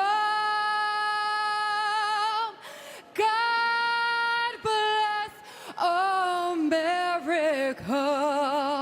my home, sweet home.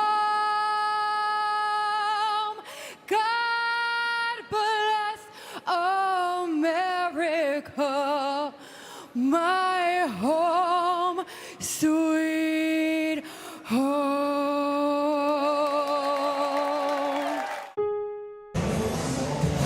Tied at 2 in the bottom of the 7th here at Target Field. It's as a look at game summary presented by Toyota. Cody Clemens hit his 2nd homer of the series, a solo shot in the 4th. That's his 7th homer here in the month of June. Guys, Troy Johnston had the game-tying RBI that we saw in the 6th. And how about the start from Connor Prelip here today? 6 solid innings, a career-high 10 punch-outs for him. Settled in quite nicely after that first inning. Katie, thank you very much. And he will take a no decision today. And Seth Halverson out of Heritage Christian Academy in Maple Grove. He's on the mound here this afternoon. He worked a scoreless inning here on Friday night. And he throws hard. Upper 90s, triple digits, all in play.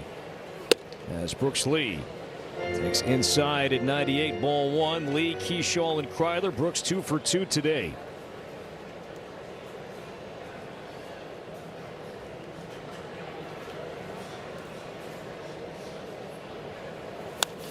Foul back.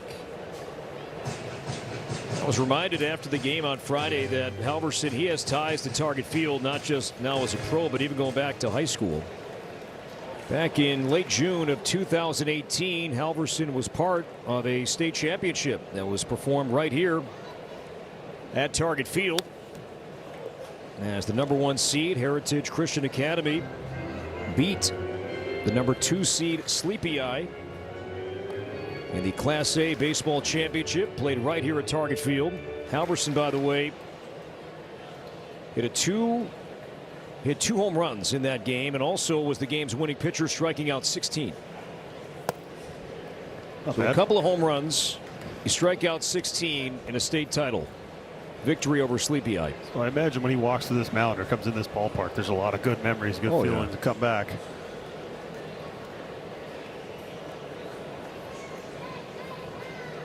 Two and two on Lee as he misses high, full count. And the Twins, they did draft Halverson out of high school. He did not sign. His college career began in Missouri, then eventually Tennessee. And Lee flips it out to center. And room for Carey. And one away. When Jess uses Bank Smartly checking and savings, we help her money work harder.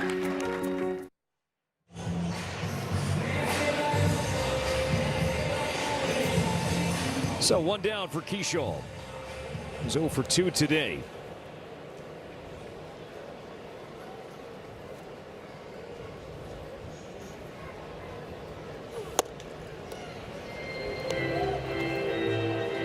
And there's 100 from Halverson. We're told his pass list was right around 40 for the game on Friday night. Pulled, foul. Now, during Twins pregame today, our colleague Ryan Lamar had a good breakdown. Morning, we were watching up here of Keyshaw's swing and the adjustments he's trying to make as the season is playing out. Yeah, I thought that was a really good breakdown. They did a good job of that. He did a good job of that. I think, as he was trying to point out as we were talking to him, he said, you know, everyone's looking for a huge adjustment like we saw with Royce Lewis, something obvious. The back foot stepping, it's completely different than what he's doing before. And for most hitters, it's just minor tweaks that are very hard to notice to the naked eye. But he did a really good job of kind of pointing out some things with the hip, with the lower half, you know, how it's all connected. And, you know, Ryan, having played recently, more recently than I have, his true understanding of everything that hitters talk about in today's game. I thought that was a pretty good breakdown of talking about the expectations, number one, that follow this young man, the expectations that we have for him, that he has for himself, but also pointing out that he's still doing pretty good for a 23-year-old kid in the big leagues, and not chasing and the things that he's done well. It's just he's so close, but he's just not quite there right now. But I think he's going to continue to get opportunities, as he should, because you hope he's going to be a big part of the future of this team. Well, the no strikes on Kreidler. He's bounced out twice, blasts one high and deep to center field. Carrick on the move to the track, to the wall. That is gone. Ryan Kreidler does it again, his 5th home run, and the Twins take a 3-2 lead.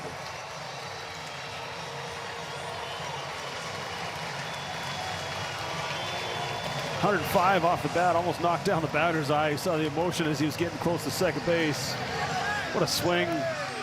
Gives the Twins a lead. Squared up that good fastball by Halverson. Hit it up. You see that center fielder turn his numbers in this ballpark, you know you've hit it well. Getting that start today in the day game. Big boost for the boys. Twins by 1, 2 down for Austin Martin. So Ryan Kreidler now with 5 homers in 41 games as a Twin, when he hit 2 in parts of 4 seasons and 89 games as a Tiger.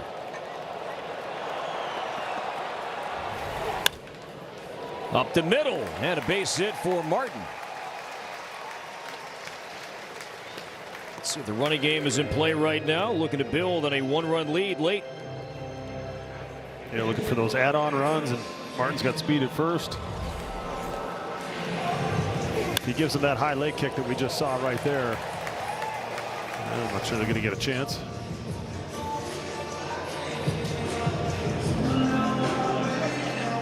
Coach Alone Leishman out to visit with Halverson. Retired the first 2, but then Kreidler went deep to center. Martin a solid single, and now Alex Jackson. 0 for 2 today. Rockies have 3, 4, and 5 coming up in the 8th, and Goodman, Rumfield, and Carey. Brandon Bernardino. Saw him late yesterday. He is warming up, the lone lefty in Colorado's pen.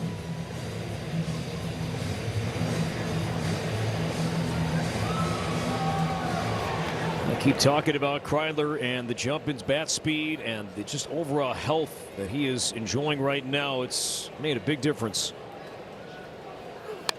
The bunt, third base line. Halverson stumbles. Carroll's bare hands, throws late. Jackson laid down a bunt on the road trip, does it again here. And with that, moves Martin down to second base.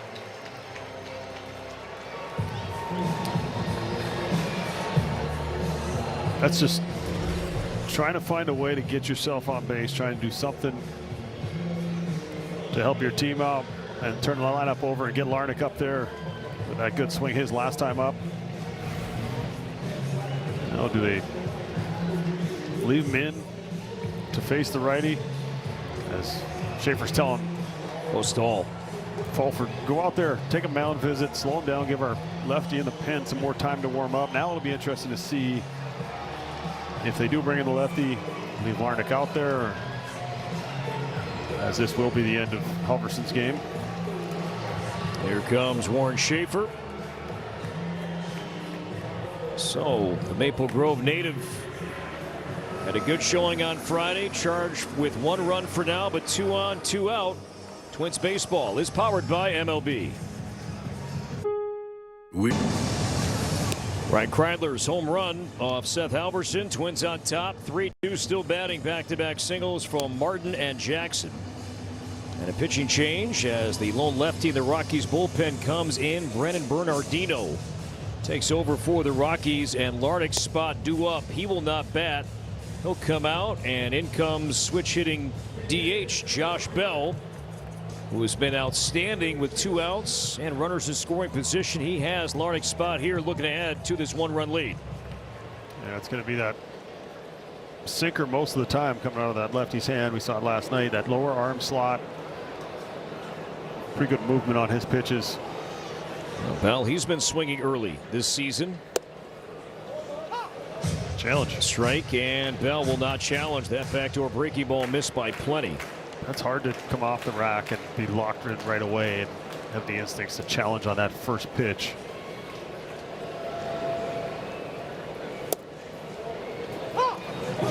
Oh, 2. Back-to-back breaking balls to Bell.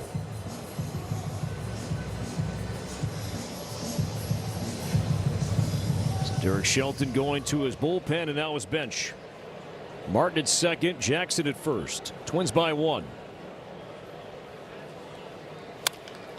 Speared by Bernardino on a line drive up the middle, and the inning ends there. But the Twins have the lead late today. Ryan Kreidler, number 5 to straightaway Central. Twins 3, Rockies 2, 8th inning in a moment. Checked in. Twins lead by 1 thanks to that man, Ryan Kreidler, a 2-out home run to the Juniper Plants in center. And Andrew Morris, after a 1-2-3 7th, begins the 8th inning to see Hunter Goodman. In a righty-righty matchup, Goodman 0 for 3 today. Power against power. First pitch in for a strike at 98. Yeah, you wonder what Schulte thinks of his young reliever. Well, set him up there against the guy who's second in baseball in home runs, tied for second. So love the power stuff. Also love strike 1.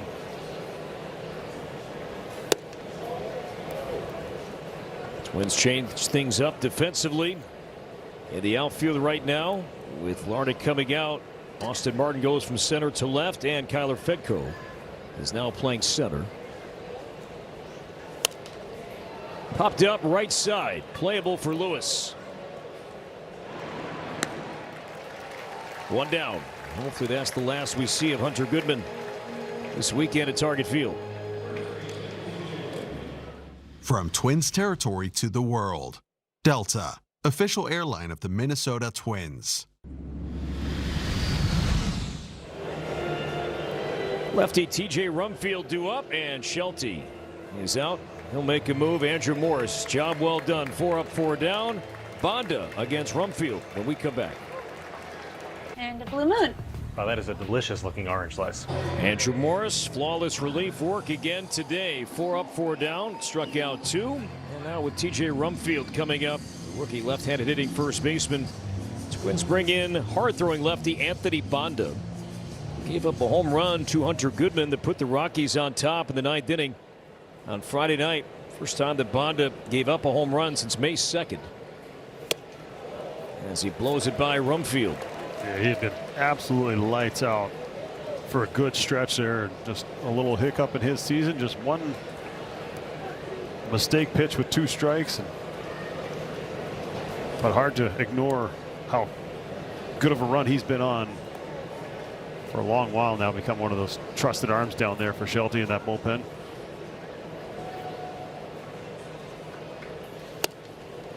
Oh, 2, and before that swing from Goodman on Friday, Bonda over his prior 19 innings had allowed only 1 earned run. 18 strikeouts. Ahead of Rumfield, no balls and 2 strikes. Slider, ball 1.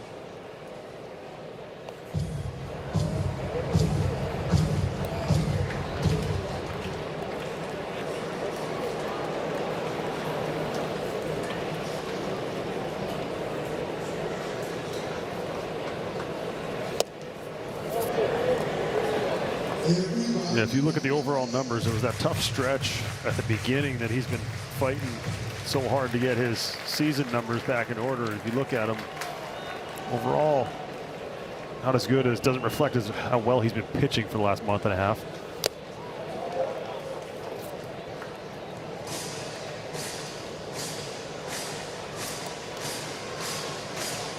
That's the hard thing about being a reliever. You work so hard, bring those numbers down, and then give up 2 runs in an outing.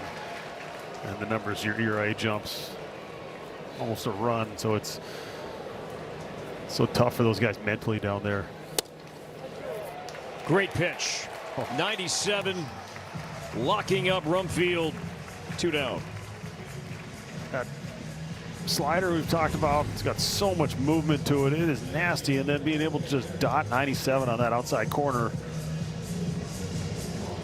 As a hitter, a lot of times when you go left on left, you're looking for the ball closer to you. You're thinking, okay, for this breaking ball to be a strike, it's kind of got to start at my front hip, and I'm just going to give up the outside corner. If he paints a fastball out there, I'll give it to him, and they did. Carrick can fly as the ball finds the left field corner. On his way to second base, he'll stop there with a 2-out double. The switch hitting Carrick. And with that, the Rockies have the tying run. That's second base, down 1 here in the 8th inning. Second hit today for Carrick. Solid contact. Slider just kind of stayed in the middle part of the zone. The goal is to strand him out there as Pete Mackey's coming out for a visit. But the awareness of Martin in the outfield, understanding the speed of the guy who hit that ball, he was playing a little more off the line and did not want to let him get to third base even though there's 2 outs. Just so much respect for the way he plays, the roles he's been asked to do, everything he's puts on a uniform, he's going to give you whatever he's got to try and help you win that day. That mentality, a lot like Keyshaw, just baseball player. What do you need me to do, coach? I'll go do it. So the meeting at the mound is over, and now Kyle Karros, 0 for 2, was hit by a pitch in the 4th inning. It's a really good fastball hitter. Keyshaw signaling to the dugout, looking for a little input on where he should be playing. That's what that wave was.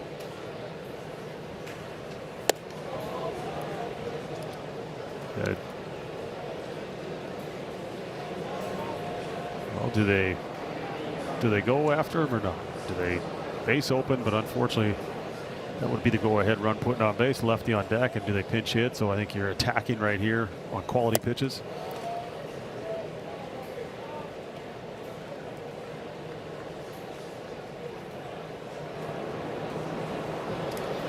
The Rockies, all that they have left on their bench is left-handed hitting.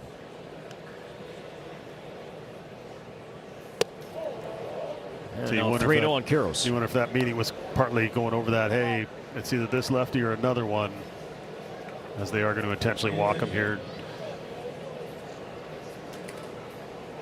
We've seen some solid contact out of Karros, and now fall behind in the count.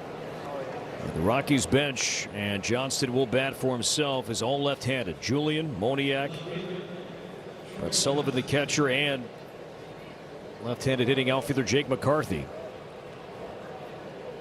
So Johnston, who came in hitting 200 off left-handed pitching. A couple of hits today off Connor Prelip. That's here in the 8th in a 1-run game. I'm not sure he's going to see that pitch again. Fastball out over the plate, let him get his arms extended, looked like he was on time. Or if you throw him another fastball, I think you got to try and get it in off the plate just to open up that outer part, stop him from leaning out there. The Delta drone camera. Rockies 2 on, 2 out, Twins by 1. 0-2.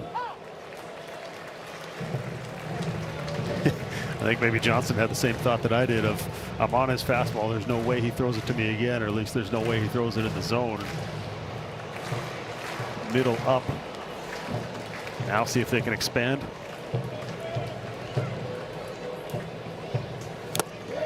He struck him out swinging with a slider. Foul tip hung on to by Jackson. So the walk to Carroll, setting up a lefty-lefty matchup, and Banda on 3 pitches strikes out Johnston. Rockies leave 2. Twins maintain the lead. Here is where it all starts. Twins have the lead thanks to a home run swing from Ryan Kreidler. Not just a home run swing, but a Baja Blast. Any homer traveling more than 420 feet is a Baja Blast. Unlock your free 20 outs Baja Blast by signing up right now at BajaBlastHomeRuns.com.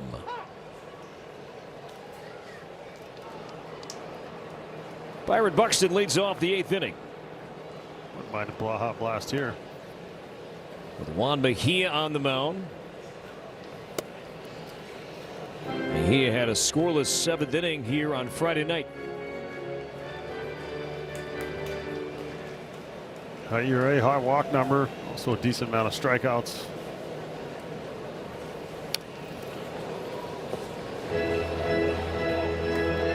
One and 2 now on Buxton. Mejia's ERA that you mentioned, 6.35, the 8th highest amongst all qualified relievers.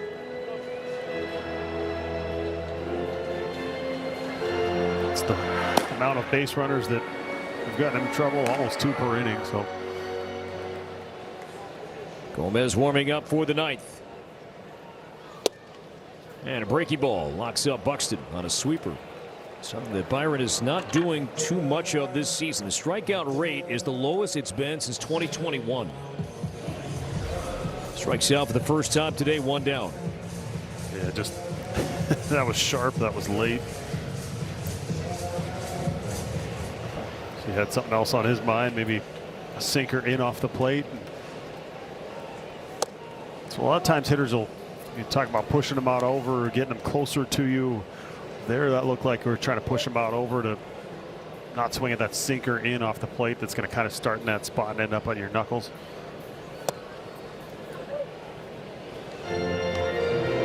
Cody's seeing it.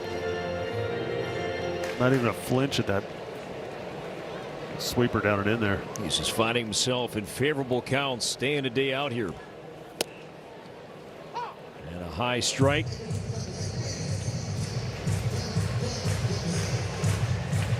Twins have 2 ABS challengers remaining.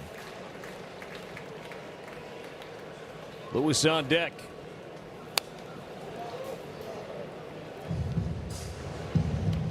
He's going to want that one back. With how well he's swinging it right now. Fastball, middle, top part of the zone. Had some life on it, obviously, but you hope as a hitter that's not the best pitch you're going to see in the at-bat.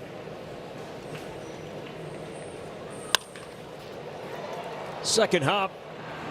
Oh, juggle there from Castro, but finds the grip and makes the play. Even his outs, he is squaring up the baseball so well right now. Clemens, that's a hard luck 1 for 4 today.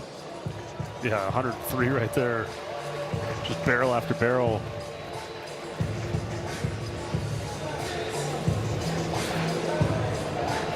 So 2 down for Royce Lewis on his jersey day today.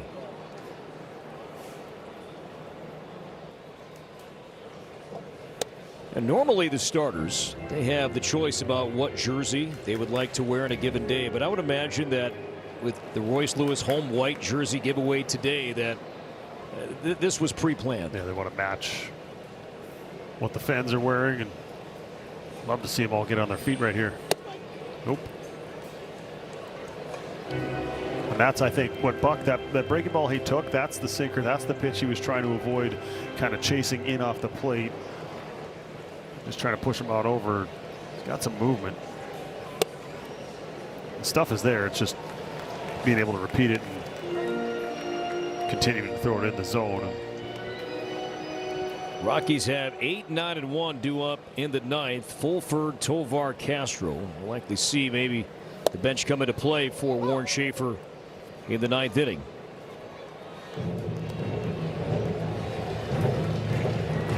Three and 1 on Lewis. A double and scored back in the 2nd.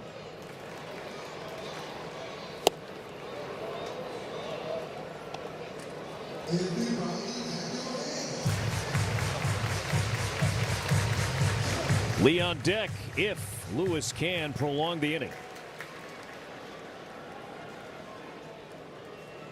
Bases empty, 2 down, bottom 8, and Bahia's payoff pitch, and we'll do it again.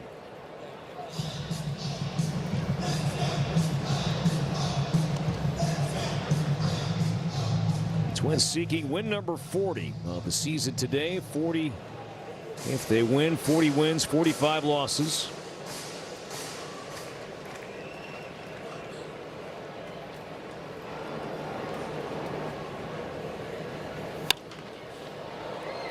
Out to right center and playable. And here comes Freeman to make the play. Inning over. Yoendris Gomez will have the 9th one-run game here on Twins TV.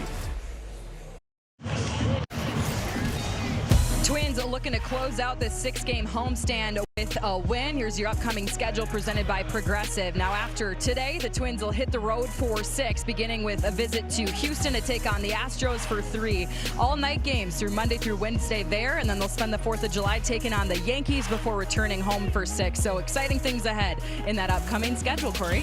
All right, Katie, thank you. Twins went 5-1 of their last road trip. Astros Yankees coming up. Bonda begins the 9th and hits Braxton Fulford on the first pitch here of the 9th inning. I think he's hurt. He called for the trainer right after that.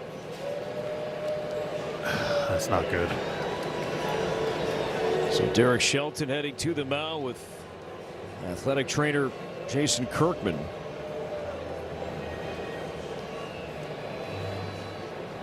So we were just about to break down some strategy here about sending Bonda back out, knowing that the entire Rockies bench is all left-handed.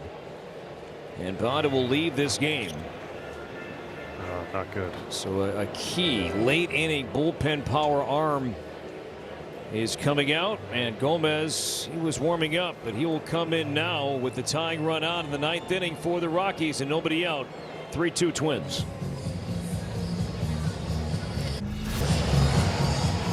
Rockies down 1, top 9, with the leadoff man reaching, and let's go back to the hit by pitch. First pitch this inning from Bonda. Yeah, you see him kind of wince and then immediately call for the trainers. Come on out, and all of a sudden the ball's coming at him and he's going, I know I'm not throwing another pitch.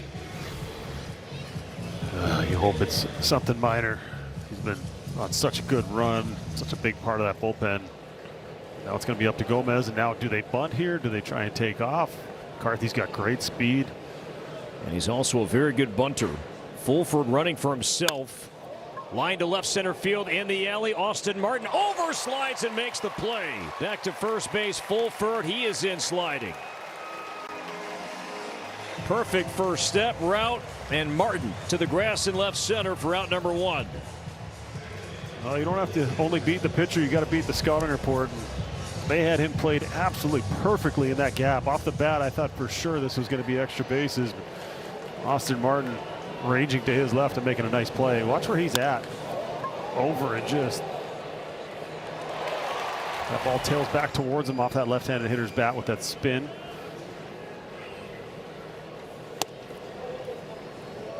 Sweeper misses outside to Willie Castro, who's 1 for 4 today.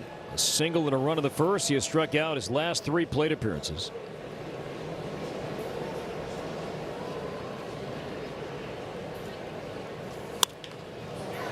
Softly into right. And Keyshaw coming in. 2 down.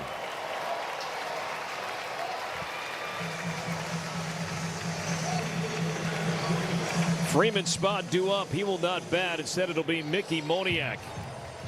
As the Twins are an out away from a victory and a series win over Colorado.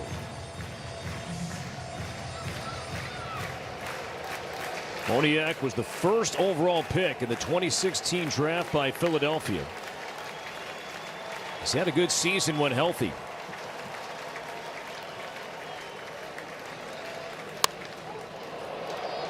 To center field and playable. Fedko's got it, and the Twins win the game, take the series 3-2 the final. Morris the win, Gomez the save, and homers from Clemens and Kreidler late the difference here today. And the Twins are now 40-45 as they win 2 out of 3 at home against Colorado. Stay tuned, more to come. Twins postgame, Marty and the guys coming up. For Justin Morneau, Marty Morneau, Katie Storm, Corey Provis saying so long for now. Marty, Twins postgame coming up next.